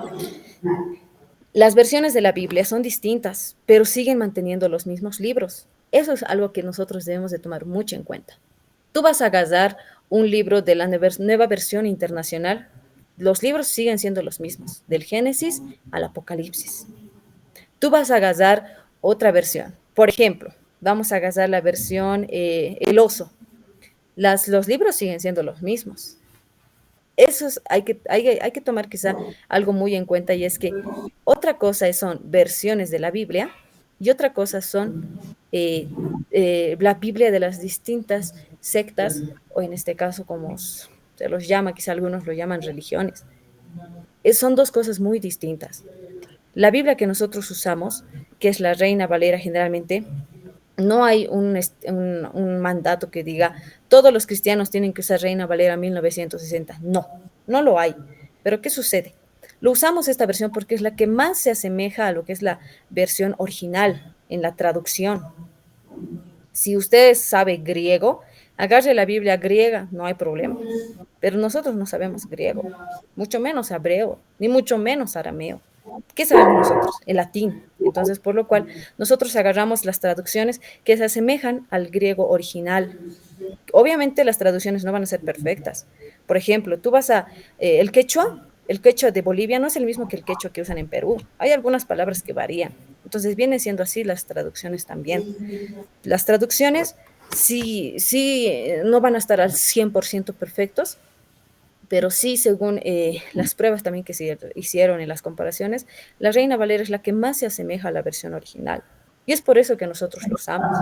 No confundamos lo que es el canon de la Biblia con las versiones de la Biblia, hermanos. Ya, eso es un punto que tenemos que tomar, estimado hermano, en cuestión a tu duda. Las versiones de la Biblia son distintas. Y el canon de la Biblia es solo uno. Y el canon de la Biblia está establecido del Génesis al Apocalipsis, y se han rechazado los libros apócrifos. ¿Por qué? Porque en los mismos relatos de estos libros nos muestra la humanidad del autor y no la divinidad de Dios. Nos muestra el pensamiento del autor y no el pensamiento de Dios. Cosas muy distintas. Ahora, las Biblias que usan las demás iglesias, bueno, no iglesias, las otras sectas, tienen pues sus autores incluidos ahí. Por eso es que se toma como ejemplo, el más notorio es lo que es la Iglesia católica, porque a nivel mundial es un boom. ¿Qué quiere decir eso? Que es muy conocido, ¿ya? Ahora, las otras sectas también tienen sus propias Biblias. Quiero aclarar, tienen sus propias Biblias, y dentro de sus propias Biblias están libros que no han sido aceptados en el canon, están escritos que no están en el canon. Por eso es que nosotros no lo aceptamos. Eso es algo que hay que aclarar y tomar muy bien en cuenta. Por eso nosotros no aceptamos esos libros. ¿Por qué? Los escritos no están aceptados dentro del canon. Y ahora ese canon de la Biblia se ha hecho pues hace años atrás, hace siglos atrás, y se lo ha hecho en los concilios de, de Trento, si no me equivoco, el nombre es así, ¿ya? Y es ahí donde se ha establecido. Y ya les he mencionado cuáles son las pruebas que han pasado para que puedan ser aceptados dentro del canon. Desde ahí es que se viene compartiendo lo que es el canon de la Biblia hasta llegar hoy en día. Eso es algo que hay que tomar en cuenta. No sé, hermano, si le he podido aclarar o incluso, o tal vez lo he confundido quizá un poquito más. Ya. Está bien, hermana. Un último comentario. Bueno, ya he llegado a una decisión que los libros apócrifos simplemente son la inspiración del hombre, ¿no? Como por ejemplo, en Segunda de Macabeos 12:46 dice que Juan Macabeo ordenó ofrecer sacrificios por los muertos para que queden libres de sus pecados. Es igual que el cura absuelve, bueno, antes de que un enfermo, antes de que parta al más allá, si se podría decir, el cura, el sacerdote, bueno, son rangos que se dan, ¿no? Desde obispo hasta llegar al papado. Ya. Ahora, Juan Macabeo dice, bueno, en su explicación dice que, bueno, en este pasaje que he leído, describe que Juan Macabeo actuó con rectitud y nobleza, pensando en la resurrección de sus compañeros. Consideraba que a los que habían muerto piadosamente les bueno, les reservaba una gran recompensa. Bueno, por eso llegó a ordenar Juan Macabeo que, bueno, hicieran sacrificios para sus muertos. Bueno, a lo que he llegado a entender y comprender hasta ahorita, los libros apócrifos son escritos, o sus escrituras no son inspiradas por el Espíritu Santo, se puede decir. Simplemente ellos han actuado de acuerdo a como por ejemplo, a ver, podemos hablar de un santo. Se me dio el nombre del tesoro. Pero generalmente los santos, antes de, por ejemplo, de la Madre Teresa de Calcuta, antes de ser beatificada, ha hecho buenas obras, grandes obras, ¿no ve? En la Iglesia Católica, si se puede decir, por eso ha sido beatificada y ha sido beata, ¿no? Y bueno, pues de igual manera, los que han escrito los libros apócrifos, bueno, han actuado con rectitud y nobleza. Y no así han sido inspiradas por el Espíritu Santo. Ese era mi comentario para finalizar, hermano. Gracias. Bien, muchas gracias, hermano, por su comentario. Es cierto, es bueno que tomamos muy en cuenta estas cositas, poder analizarlo y comprenderlo. Ya, como lo ha dicho el hermano, en sencillas palabras, sí, es así. Estos libros apócrifos no muestran la inspiración de Dios. Ya hemos visto en los anteriores libros que sí, y nosotros al leer diariamente lo que es la Biblia, vemos que es un libro inspirado por Dios porque nos fomenta lo que es el amor, a lo que es la paz y demás, ¿ya? Vamos a ver otros textos de estos libros apócrifos. Por ejemplo, en Sabiduría, capítulo 11, verso 17, nos dice lo siguiente: tu mano omnipotente, que de la materia sin forma creó el mundo. Según este libro, nos menciona que Dios creó el mundo de la nada. Según el Génesis nos menciona que Dios crea el mundo de la nada, pero ya en este libro de Sabiduría nos menciona que Dios ha creado de la materia. Haciendo referencia a que hay una teoría que habla sobre esto. Nos dice que la materia ya existía y que Dios ha usado la materia para crear al mundo. Hay una teoría que nos habla de eso. Ya, y esto respalda esa teoría, pero Génesis no dice eso, sino que dice Dios creó de la nada lo que ya estaba, lo que ya hay en el mundo. Ya, entonces eso, ¿cómo tomar otra referencia? Otra referencia dentro de estos libros apócrifos y el por qué nosotros vamos a notarlo incluso en la lectura, por qué no lo aceptamos, es el siguiente. Eclesiástico, capítulo 12, versos 6 y 7 nos dice lo siguiente: también Dios aborrece a los malvados y les dará su castigo. Debes dar al bueno, pero no al malvado. Da alivio al afligido, pero no des nada al orgulloso. Ah, en la Biblia nos dice que nosotros debemos de perdonar a nuestro prójimo 70 veces 7 en el día. En la Biblia nos dice que debemos de dar la otra mejilla. En la Biblia nos dice que nosotros debemos amar a nuestro prójimo. Pero aquí nos dice lo contrario. Aquí nos dice que no debemos dar nada al orgulloso, haciendo referencia a tú. Si tú me haces mal, yo te hago mal. Eso es lo que nos hace referencia a este libro de Eclesiástico. Contradice totalmente el mandato divino que nos dice que debemos de amar a nuestros enemigos. ¿No es cierto? Entonces, son algunos pasajes que debemos de notarlo, de que completamente estos libros no son inspirados por Dios. ¿Ya? Vamos a ir a lo siguiente. Vamos a seguir. En el texto hay una sección en el libro que nos habla de los relatos falsos. Vamos a estar aquí. Relatos falsos que se han hallado en los libros apócrifos. Veamos. Voy a aumentarlo la imagen. Estos son algunos relatos falsos que se han hallado en estos libros apócrifos. Primero, los Esdores en Tobías. Habla de un ángel que es mentiroso. Un ángel que es mentiroso. ¿Qué Esdor más grande? En este libro de Tobías dice lo siguiente: yo soy Rafael, uno de los 7 santos ángeles que presentamos las oraciones de los justos y tienen entrada ante la majestad del santo. Pero en Tobías 5:12 vemos que Rafael es un mentiroso. ¿Por qué? Porque en 5:12 dice lo siguiente: pues yo soy hijo de Azarías, hijo de Ananías, grande entre tus hermanos. Se está contradiciendo, haciendo notar que es un ángel mentiroso. Entonces, ¿cómo un ángel mentiroso puede estar con Dios? No hay lógica. Ni siquiera vamos a poderle hallar sentido. La Biblia dice que mentir es pecado. En Éxodo 20:16 nos dice: no hablarás contra tu prójimo falso testimonio. Un hijo de Dios debe de caracterizarse por la verdad. Un hijo de Dios no puede estar metido en mentiras. Por eso es que no debe haber chismes en la iglesia. Por eso es que no debe haber el hablar contra tu prójimo. Cuando hablas contra tu prójimo, muchas veces para hacerlo quedar mal vas a hablar mentiras. Y un hijo de Dios no puede ser así. Entonces, totalmente es un error que hay en este libro de Tobías. Otro. También en este libro nos habla de un ángel que enseña hechicería. Hechicería. Me dejo entender. En la Biblia no nos habla de que debemos de ser hechiceros, al contrario, dice que todos aquellos hechiceros van a ir al infierno. En Tobías nos dice lo siguiente: estamos estudiando un poquito de estos libros apócrifos para que podamos entenderlos. Dice lo siguiente: díjole el ángel, descuartiza el pez y separa el corazón del hígado con la hiel y ponlos aparte. Y el muchacho ha hecho lo que hemos dado lectura hace ratos, ¿no es cierto? Ha hecho eso, ha descuartizado ese pez.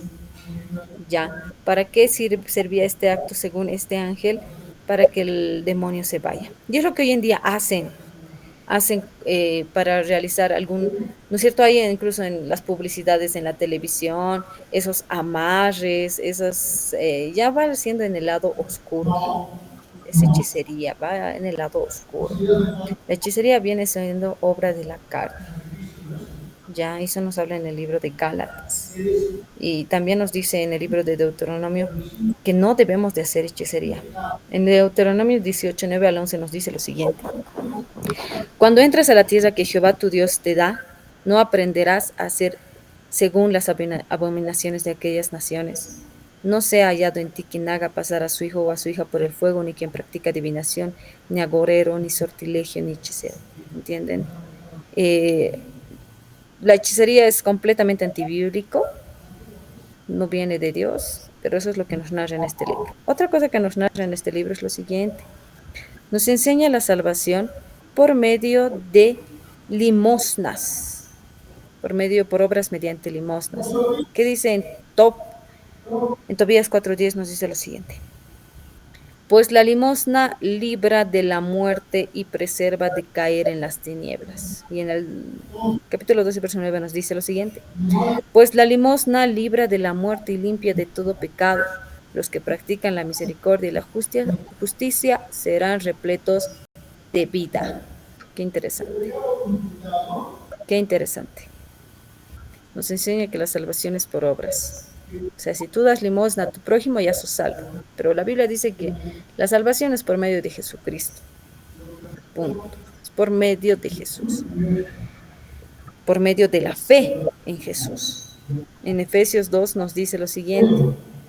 Porque por gracia sois salvos por medio de la fe, y esto no de vosotros, pues es don de Dios, no por obras para que nadie se gloríe. Estamos viendo la parte y la contraparte. ¿Qué dice la Biblia? ¿Qué dice la libro apócrifo? Continuamos. También hay un libro denominado Baruch. ¿Qué errores tiene este libro apócrifo? Dice lo siguiente. Nos enseña a interceder por los que murieron en pecado. En Baruch 3:4 dice lo siguiente. Señor Todopoderoso, Dios de Israel, oye la oración de los muertos de Israel y de los hijos de los que pecaron contra ti, que no oyeron la voz de su Dios y por eso la miseria se apegó a ellos. ¿Cómo podría ser eso? ¿Cómo los muertos pueden orar? No hay lógica. En Hebreos 9:27 dice lo siguiente. Y de la manera que está establecido para los hombres que mueran una sola vez y después esto el juicio. La Biblia lo dice, Dios lo dice así, y ya. Estamos contradiciendo totalmente lo que está escrito en los libros apócrifos. En Sabiduría, un libro apócrifo, Sabiduría. Asegura que el diluvio vino por culpa de Caín. Vamos a verlo. Sabiduría, capítulo 10, verso 3 al 4, dice lo siguiente. Pero cuando un injusto en su cólera se apartó de ella, pareció por su furor fratricida.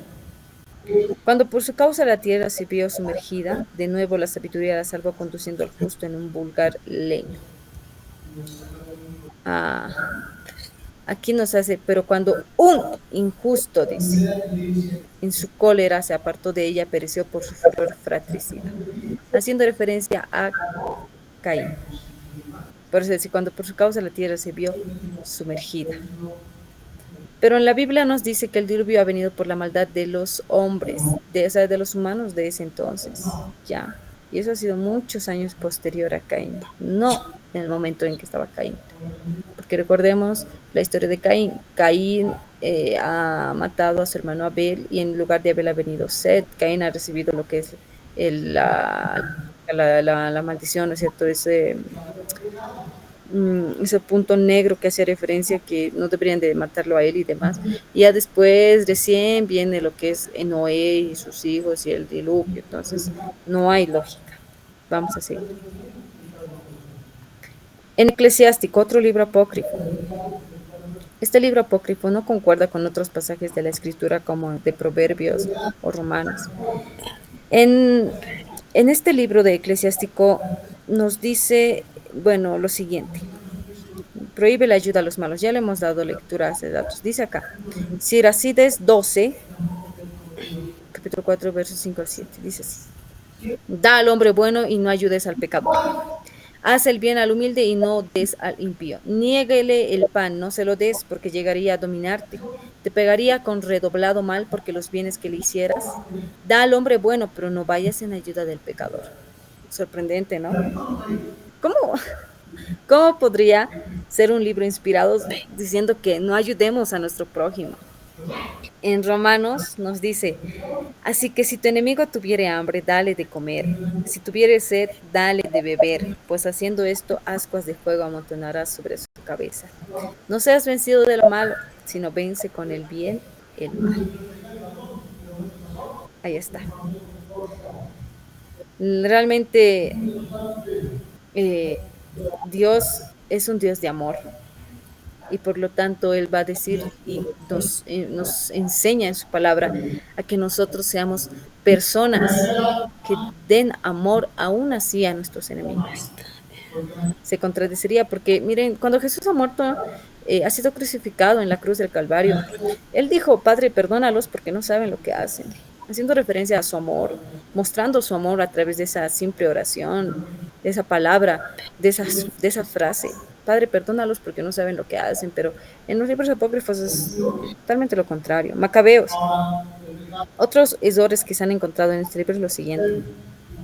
Mm, ya hemos visto, segunda de Macabeos, en segundo, da su aprobación a la intercesión de los santos muertos a favor de los vivos. Dice lo siguiente.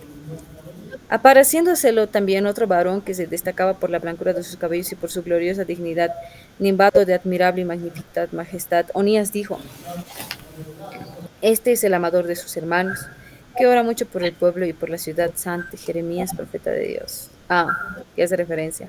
Que un muerto puede, pues, oh, pedir por los vivos. Por eso no es cierto en las películas, incluso en esta serie, muchos ven esta serie mexicana, La Rosa de Guadalupe. Abuelita, cuídame desde el cielo, tú intercede por mí, dicen algunos. Hacen referencia prácticamente a este tipo de actos que se menciona en este libro de Macabeos. Pero en la Biblia nos dice, porque los vivos, diré, porque los que viven saben que han de morir, pero los muertos nada saben, no tienen más paga porque su memoria es puesta en olvido. También su amor y su odio y su envidia fenecieron ya y nunca más tendrán parte en todo lo que se hace debajo del sol.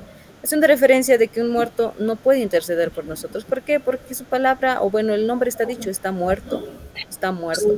No sabemos, nosotros no hemos muerto y hemos vuelto en vida, no sabemos qué significa morir, pero sabemos que la Biblia menciona que alguien que ha fallecido, que alguien ha muerto, ya está determinado para su juicio.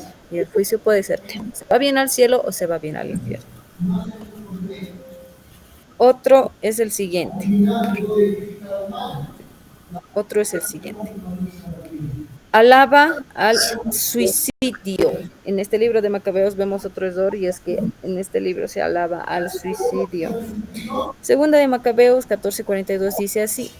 Prefiriendo morir noblemente antes de caer en manos de criminales y recibir ultrajes indignos de su nobleza, está incompleto acá el verso, se clava con la espada, menciona ya, que se clava con la espada antes de poder caer en la mano de sus enemigos.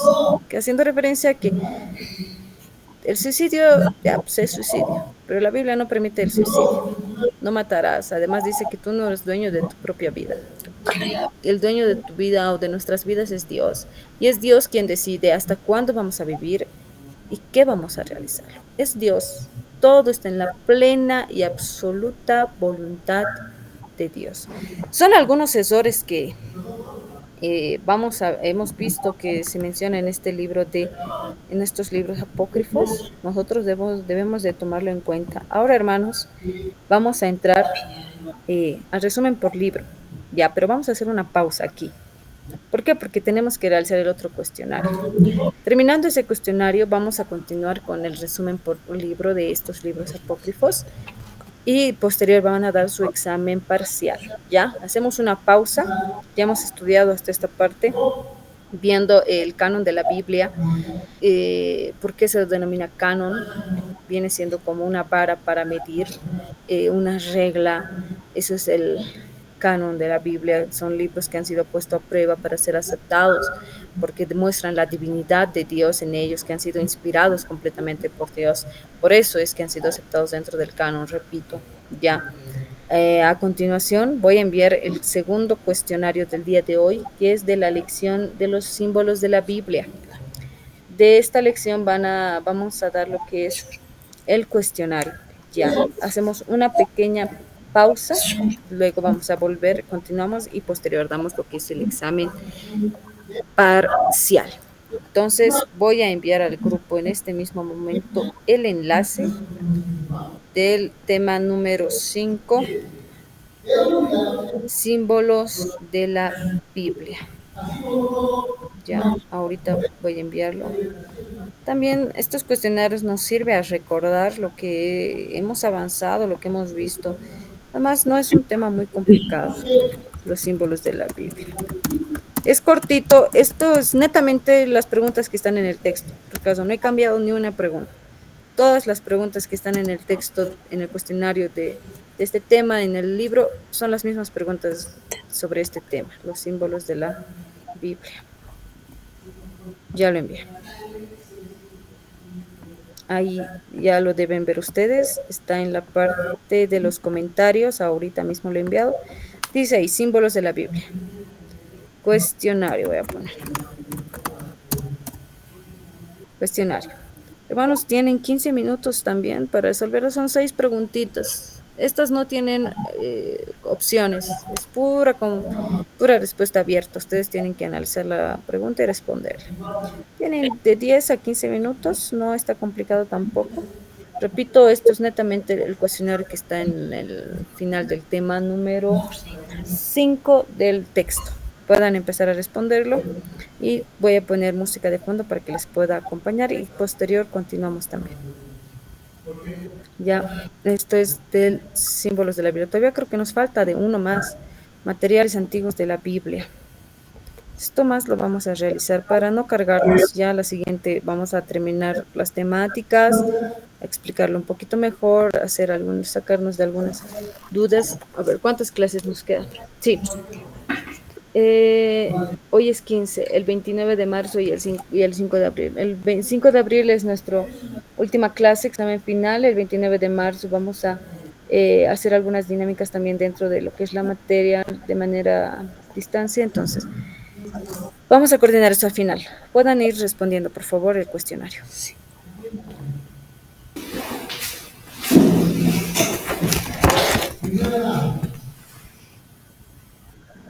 Buenas tardes, hermana Sharon. Consulta. Estaba escuchando sobre que ya va a terminar las clases y de mí es mi primera clase. No sé eso cómo voy a hacer, hermana. Buenas tardes, hermana Jocelyn.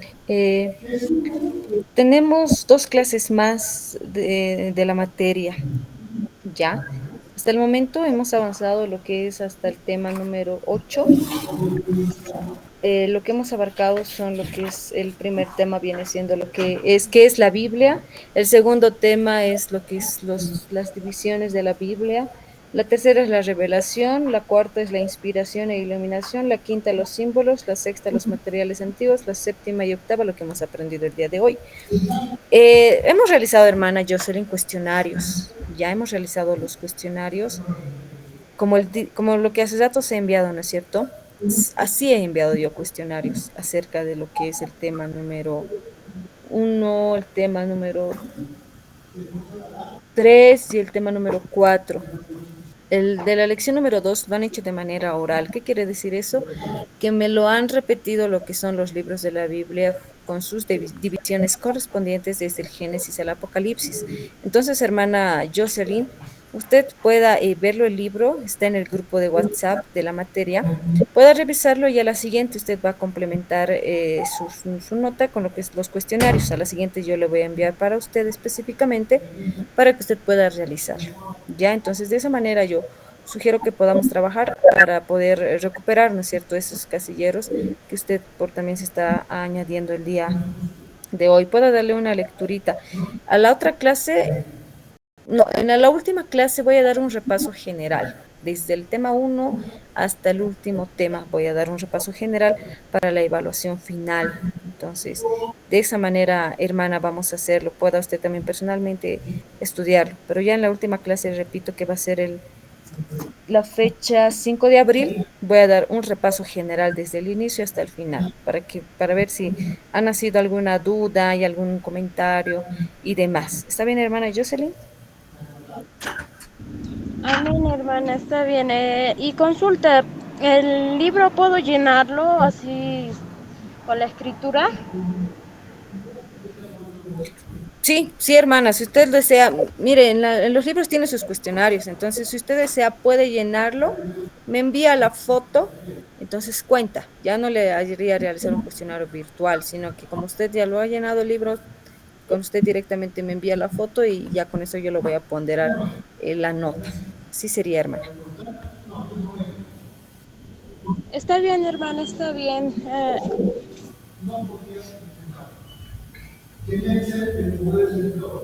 Bien, hermanos, vamos a continuar con lo que es las diapositivas. Ustedes tienen ahí.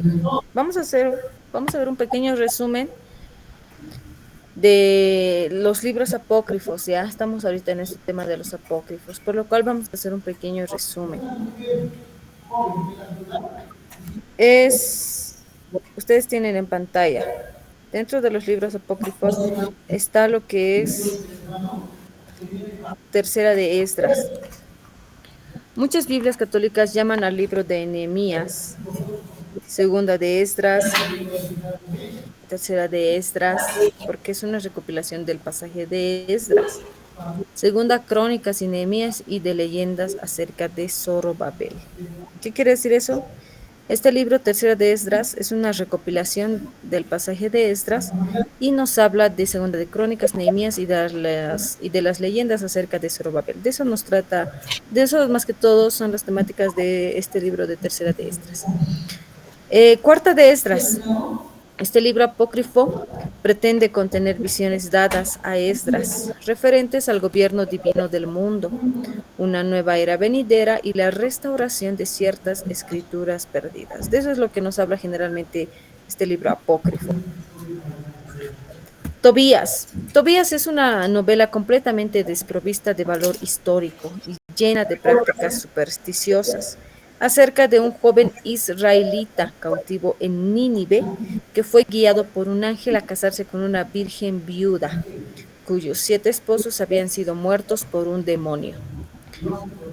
Interesante, ¿no? Parece que es la temática, no dentro de una doctrina bíblica, pero sí interesante para poder quizá conocerle un poquito más siempre con el cuidado correspondiente. Entonces, Tobías nos habla de una novela de valor histórico llena de prácticas supersticiosas.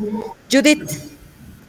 Este libro apócrifo es otra novela de una judía rica, viuda y hermosa, que en los días de la invasión babilónica llegó a la tienda del general babilónico y simulando enamorarse de él, le cortó la cabeza y de esta manera salvó la ciudad en donde habitaba. De eso es lo que trata este libro apócrifo, Judith. Es otra novela judía de una persona rica. Esther. Este libro de Esther, el capítulo 10, verso 4 al 13, los capítulos 11 y 16, prácticamente se resume en pasajes acuñados a la versión Septuaginta del libro de Esther, principalmente para mostrar la mano de Dios en el relato. Estos fragmentos fueron recogidos y agrupados por San Jerónimo. Son ciertos pasajes bíblicos que no han sido aceptados, pero están ya en este libro apócrifo. Sabiduría. Este libro apócrifo es muy similar a ciertas partes de Job, Proverbios y Eclesiastés, de ahí su nombre Sabiduría, una especie de fusión del pensamiento hebreo y de la filosofía griega. Este libro ha sido escrito por un judío de Alejandría que se hace pasar por Salomón, o sea, se hace pasar por Salomón, por eso es que lleva también el nombre de Sabiduría. Digamos, este libro apócrifo llamado Eclesiástico es también llamado Sabiduría de Jesús, hijo de Sirac. Este libro se parece al libro de Proverbios. Ha sido escrito por un filósofo judío que había viajado mucho. Da reglas de conducta para todos los detalles de la vida cívica, religiosa y doméstica, además de que alaba a una larga lista de héroes del Antiguo Testamento. Baruch, otro libro apócrifo. Este libro pretende ser escrito por Baruch, el escriba de Jeremías, a quien representa como pasando los últimos años de su vida en Babilonia. Se dirige a los exiliados. Su contenido es principalmente parafraseado de Jeremías, Daniel y otros profetas, más una vehemente denuncia de la idolatría. O sea, es como un compilado. Él ha escuchado cómo era el escriba de Jeremías, ha escuchado todo y ha visto todo lo de Jeremías y lo ha transcrito en este libro llamado Baruch. ¿Ya? Sigamos, otro libro apócrifo es Canto de los Tres Jóvenes. Bueno, no un libro, un relato dentro de un libro apócrifo y es el Canto de los Tres Jóvenes.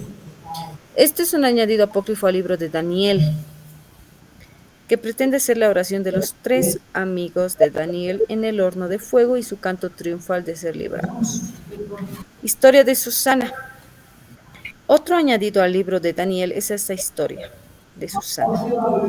Relata cómo la esposa piadosa de un judío en Babilonia, falsamente acusado de adulterio, fue liberado mediante la sabiduría de Daniel. Es lo que nos narra en esta historia de Susana. Otra historia, Bel y el dragón. Daniel 14 dice. Otro añadido apócrifo al libro de Daniel es dos historias en las cuales Daniel demuestra que los ídolos Bel y el dragón no son dioses. Una se basa en el relato del foso de los leones. Son historias que se han añadido al libro, son historias apócrifas, en otras palabras, relatos apócrifos. Otro relato apócrifo es la oración de Manasés. Esto pretende ser la oración de un rey de Judá cuando estuvo cautivo en Babilonia, de un autor desconocido probablemente del primer siglo antes de Cristo. Primera de Macabeos. Este libro nos habla de otra historia de gran valor sobre el periodo macabeo. Cuenta eventos de la heroica lucha de los judíos para su independencia. Ha sido escrita alrededor de los 100 a.C. por un judío de Palestina. Segunda de Macabeos. Este es también un relato de la lucha de los macabeos, pero se limita al periodo 175 al 161 a.C. Profesa ser una abreviación de una obra escrita por un tal Jason de Cirene, de quien nada sabemos, ¿ya? Complementa a Primera de Macabeos, pero es inferior a él. Bueno, esto es, en sencillas palabras, un brevísimo resumen de algunos libros apócrifos, ¿ya? Que existen claramente estos libros apócrifos y es necesario que lo conozcamos. ¿Por qué? Porque ¿qué pasa si algún día alguien nos pregunta por qué estos libros apócrifos no han sido aceptados? A ver, por ejemplo, ¿qué nos narra el libro de Eclesiástico? Entonces nosotros ya vamos a saber qué responder, qué historias hemos hallado en estos libros, en el libro de Enoch, de Macabeos, de Judith, qué incoherencias existen dentro de estas escrituras por parte de ciertos personajes que desconocemos ya de estas personas. Es importante que nosotros sepamos. Por eso es que he tocado este punto haciendo también dar a conocer algunos resúmenes de cada ya, para que nosotros también podamos saber. Creo que alguien ha levantado la mano. Mano adelante. Ya. Entonces, podemos también nosotros, claro, sin malinterpretar, sin dejarnos llevar con eso, como le dije hace rato de Juan Macabeo, más o menos si alguien nos pregunta, más o menos para poder decir sí, por ejemplo, hacer una comparación, como le dije hace rato, simplemente son los que han escrito los libros apócrifos son hombres que, bueno, pues por su carácter, por su rectitud, más o menos han escrito, ¿no? Y no son hombres que, pues, han sido guiados por el Espíritu Santo. Desde luego, o sea, necesariamente nosotros también tendríamos que, en algún momento, ya sea por cuenta propia, leer o estudiar un poco más a fondo los libros apócrifos para más o menos hacer una comparación. Y bueno, pues posteriormente, si alguien nos dice o viene a decirnos por qué, y bueno, pues darle la respuesta a estas preguntas, necesariamente nosotros tendríamos que estudiar los libros apócrifos? Esa es mi pregunta. Bien.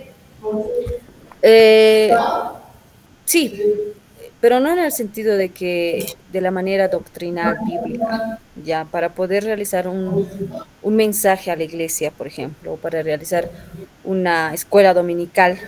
No, pues no vamos a apoyarnos en estos libros porque no tienen nada que ver, pero sí como un complemento para adquirir más conocimiento. Como usted lo dijo, pero siempre con cuidado, hermanos, porque les comento, ¿no? En algún momento se ha abierto por la zona de Villa Dolores un estudio sobre apologética, ¿ya? Apologética va referido a lo que es la defensa de la fe, haciendo referencia de que van a enseñar cómo puedes defender tu fe, qué textos, qué versículos y demás. Ciertamente esta institución parecía correcta, ¿ya? Resulta que yo fui con no sabía que iba a ir un conocido, pero fue esta persona. Entonces, esta persona tenía un amplio conocimiento de la Biblia, ya era una persona que le gustaba estudiar la Biblia. Entonces, por ello es también que esta persona se había inscrito. Yo fui por curiosidad y aparentemente a inicios esta institución no tenía nada de malo. Te enseñaba, tocaba los textos, pero yo por factor tiempo ya no pude asistir, eh, no pude y lo dejé, pero la otra persona continuó. Y resulta que esta persona que era entendido en la palabra salió muy confundida de ese lugar, ¿ya? Todas las bases bíblicas que él tenía acerca de Dios no lo ha podido mantener. ¿Qué quiere decir eso? Que lo que le han enseñado en ese lugar lo ha confundido, porque lo posterior yo averigüé un poco más y descubrí que no era una iglesia quizá, o bueno, una institución con una doctrina buena, sino que manejaba otro tipo de textos y demás de otros autores. Y entonces, esta persona que estaba bien, yo les digo que era una persona muy fundamentada en la palabra, salió confundida. Entonces, tomando esto como ejemplo, yo siempre voy a recomendarles a cada uno de ustedes que si ustedes quieren estudiar la palabra, ya sea tomando algunos comentarios bíblicos, buscando algunos textos, siempre lo hagan con mucho cuidado. Si vamos a estudiar personalmente o ver simplemente algunas lecturas de estos libros apócrifos, hagámoslo con cuidado. Entra ahí lo que es el crecimiento espiritual. Ustedes están en la institución Centro Bíblico Belén para poder crecer espiritualmente, ¿no es cierto? Y ustedes tienen sed por aprender de la palabra de Dios y eso es muy hermoso. Entonces, adelante, hermanos, si ustedes los desean, háganlo, pero repito, con mucho cuidado. Ya, porque yo algún momento a inicios estuve leyendo lo que es el libro de sabiduría, hay un libro, una Biblia que tenía estos libros apócrifos. Entonces yo por curiosidad vi, pero este libro, ¿por qué no está en lo que nos han enseñado a memorizar? Nos decía. Y empecé a leer el libro de sabiduría y aparentemente estaba bien. Ya posterior fui analizándolo más a profundidad y había cosas que no tenían mucho sentido. Entonces, siempre con el debido cuidado. Nada más, hermanos, es recomendarles siempre eso, ¿ya? Y tener mucho cuidado nuevamente, hablar con algunas personas que están recién fundamentándose en la palabra de Dios, no tocar este tema. Ustedes están estudiando la palabra de Dios, por eso es que se tiene que tocar este tema, porque ustedes sí están ya escudriñando más a profundidad las escrituras, pero hay otros que no. Entonces, con esas personas, con cuidado, ya, con mucho cuidado. Ahora, hermanos, voy a compartir un pequeño video que nos va a hablar sobre el canon de la Biblia para ya con esto ir concluyendo. Es un cortito video, muy cortito. Voy a reproducirlo.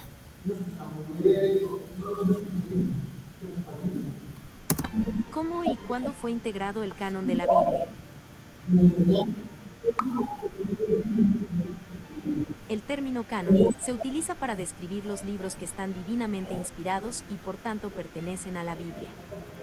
Un aspecto difícil para determinar el canon bíblico es que la Biblia en sí misma no nos da una lista de los libros que deben integrarla. El determinar el canon fue un proceso, hecho primeramente por los rabinos judíos y los eruditos, y más tarde por los primeros cristianos. Finalmente, fue Dios quien decidió los libros que pertenecían al canon bíblico. Un libro de la escritura pertenece al canon desde el momento que fue inspirado por Dios para su escritura. Era simplemente una cuestión de que Dios convenciera a sus seguidores humanos sobre cuáles libros debían ser incluidos en la Biblia. Comparado con el Nuevo Testamento, hubo muy poca controversia sobre el canon del Antiguo Testamento. Los creyentes hebreos reconocieron los mensajeros de Dios y aceptaron sus escritos como inspirados por Dios. Es innegable que hubo algún debate sobre el canon del Antiguo Testamento. Sin embargo, para el año 250 después de Cristo, hubo un acuerdo casi universal sobre el canon de la escritura hebrea. El único punto que permaneció fue el de la apócrifa, con algún debate y discusión que continúa hasta hoy. La gran mayoría de los eruditos hebreos consideraron que la apócrifa es un conjunto de buenos documentos históricos y religiosos, pero no al nivel de las escrituras hebreas. Para el Nuevo Testamento, el proceso de reconocimiento y colección comenzó en los primeros siglos de la Iglesia cristiana. Desde sus inicios, algunos libros del Nuevo Testamento sí fueron reconocidos. Pablo consideró que los escritos de Lucas tenían tanta autoridad como el Antiguo Testamento. Pedro reconoció los escritos de Pablo como parte de las Escrituras. Algunos libros del Nuevo Testamento estuvieron circulando entre las iglesias. Clemente de Roma mencionó por lo menos 8 libros del Nuevo Testamento. Ignacio de Antioquía reconoció cerca de 7 libros. Policarpo, un discípulo del apóstol Juan, reconoció 15 libros. Más tarde, Ireneo mencionó 21 libros. Hipólito reconoció 22 libros. Los libros más controvertidos del Nuevo Testamento fueron Hebreos, Santiago, Segunda de Pedro y Segunda y Tercera de Juan. El primer canon fue el Canon Muratori, que fue compilado en el año 170 después de Cristo. El Canon Muratori incluyó todos los libros del Nuevo Testamento, excepto Hebreos, Santiago y Tercera de Juan. En el 363 después de Cristo, el Concilio de la Odisea declaró que solo el Antiguo Testamento, junto con la Apócrifa, y los 27 libros del Nuevo Testamento debían ser leídos en las iglesias. El Concilio de Hipona y el Concilio de Cartago también confirmaron la autoridad de los mismos 27 libros. Los concilios se basaron en algo similar a los siguientes principios, para determinar si un libro del Nuevo Testamento era realmente inspirado por el Espíritu Santo. ¿El autor fue un apóstol o tuvo una estrecha relación con un apóstol? ¿El libro ha sido aceptado por la mayoría del cuerpo de Cristo? ¿El contenido del libro es de una consistencia doctrinal y enseñanza ortodoxa? ¿Este libro contiene evidencia de alta moral y valores espirituales que reflejan la obra del Espíritu Santo? De nuevo, es crucial recordar que la Iglesia no determinó el canon. Ningún concilio primitivo determinó el contenido del canon. Fue Dios, y Dios solamente, quien determinó cuáles libros pertenecían a la Biblia. Fue simplemente cuestión de que Dios impartiera a sus seguidores lo que Él ya había decidido.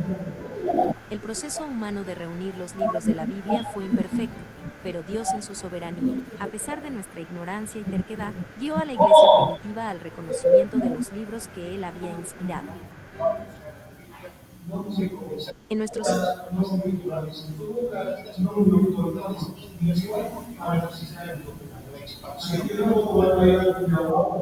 Bien, ahí con ese pequeño video para poder ya concluir con lo que es el tema del canon de la Biblia, juntamente con lo que es la temática de los libros apócrifos.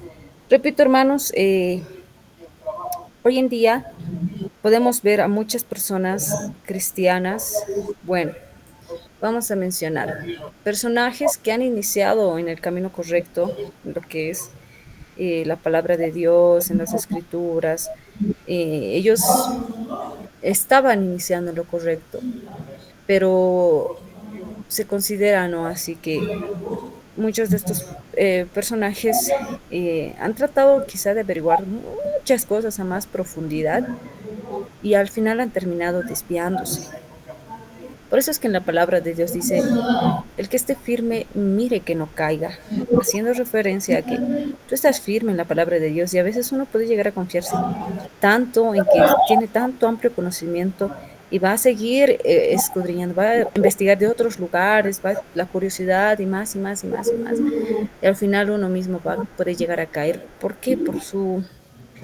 quizá por la confianza en su mismo conocimiento. La palabra de Dios dice que Dios resiste a los soberbios y da gracia a los humildes, haciendo referencia a que nosotros somos realmente seres dependientes de Dios. Y como lo acabamos de ver en el video, al final es Dios quien ha decidido todo. Recordemos que ni un pajarito muere sin que fuese la voluntad de Dios. Absolutamente todo es la voluntad de Dios y nosotros debemos de tener eso muy bien en cuenta, que todo es la voluntad de Dios. Y hoy en día, así como se han designado el canon de la Biblia, así como se ha designado que esos libros son los apócrifos y que se ha decidido vivir lo que hoy en día estamos viviendo, simplemente la voluntad de Dios y que Dios ya lo ha escrito también en su palabra, que hoy en día las cosas que se están suscitando en el país se iban a suscitar porque su venida está cerca. Entonces siempre partamos de esa parte, de que todo es bajo la voluntad de Dios. Algunas veces, a medida de que vamos a ir investigando y rebuscando y recontrabuscando, podemos decir, ¿por qué a esto? ¿Por qué a aquello? ¿Por qué al otro? ¿Qué quiere decir eso? Que vamos a buscar la quinta pata al gato o la sexta pata al gato. Entonces, de esa área, yo siempre digo esto en las clases, que hay que tomar muy bien en cuenta, recomendaciones que se tienen que tener, porque yo misma he visto y he sido testigo de personas que han iniciado bien y han terminado mal. Siervos de Dios que han sido reconocidos grandemente, que hoy en día no, se han basado tanto en su conocimiento, que hasta incluso no han dicho Jesús va a venir tal año. Entonces vemos que hay que tener mucho cuidado. Simplemente eso, hermanos, para ya ir concluyendo con lo que es la clase del día de hoy. Quizá alguien tiene algo que decir, algún comentario que se pueda mencionar ya para terminar también la clase.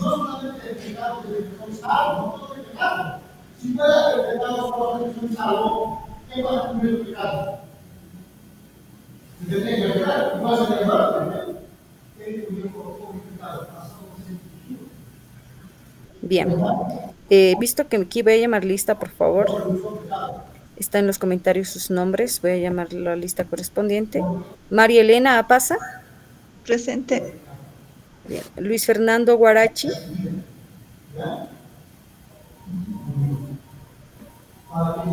Luis Fernando Guarachi. Jocelyn Vargas. Presente, hermana. Bien, gracias. Gonzalo Flores. Presente, hermana. Ya.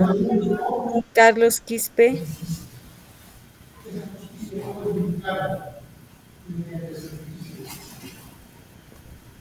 Presente, hermana. Ya, gracias. Nuevamente, Luis Fernando Guarachi.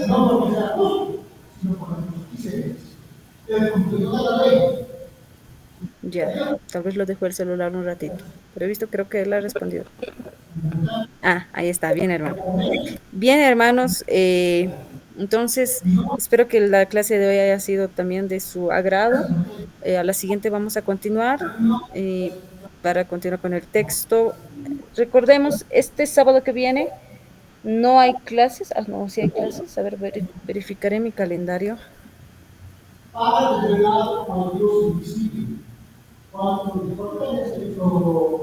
¿Dónde está? Aquí vamos a verificar el calendario.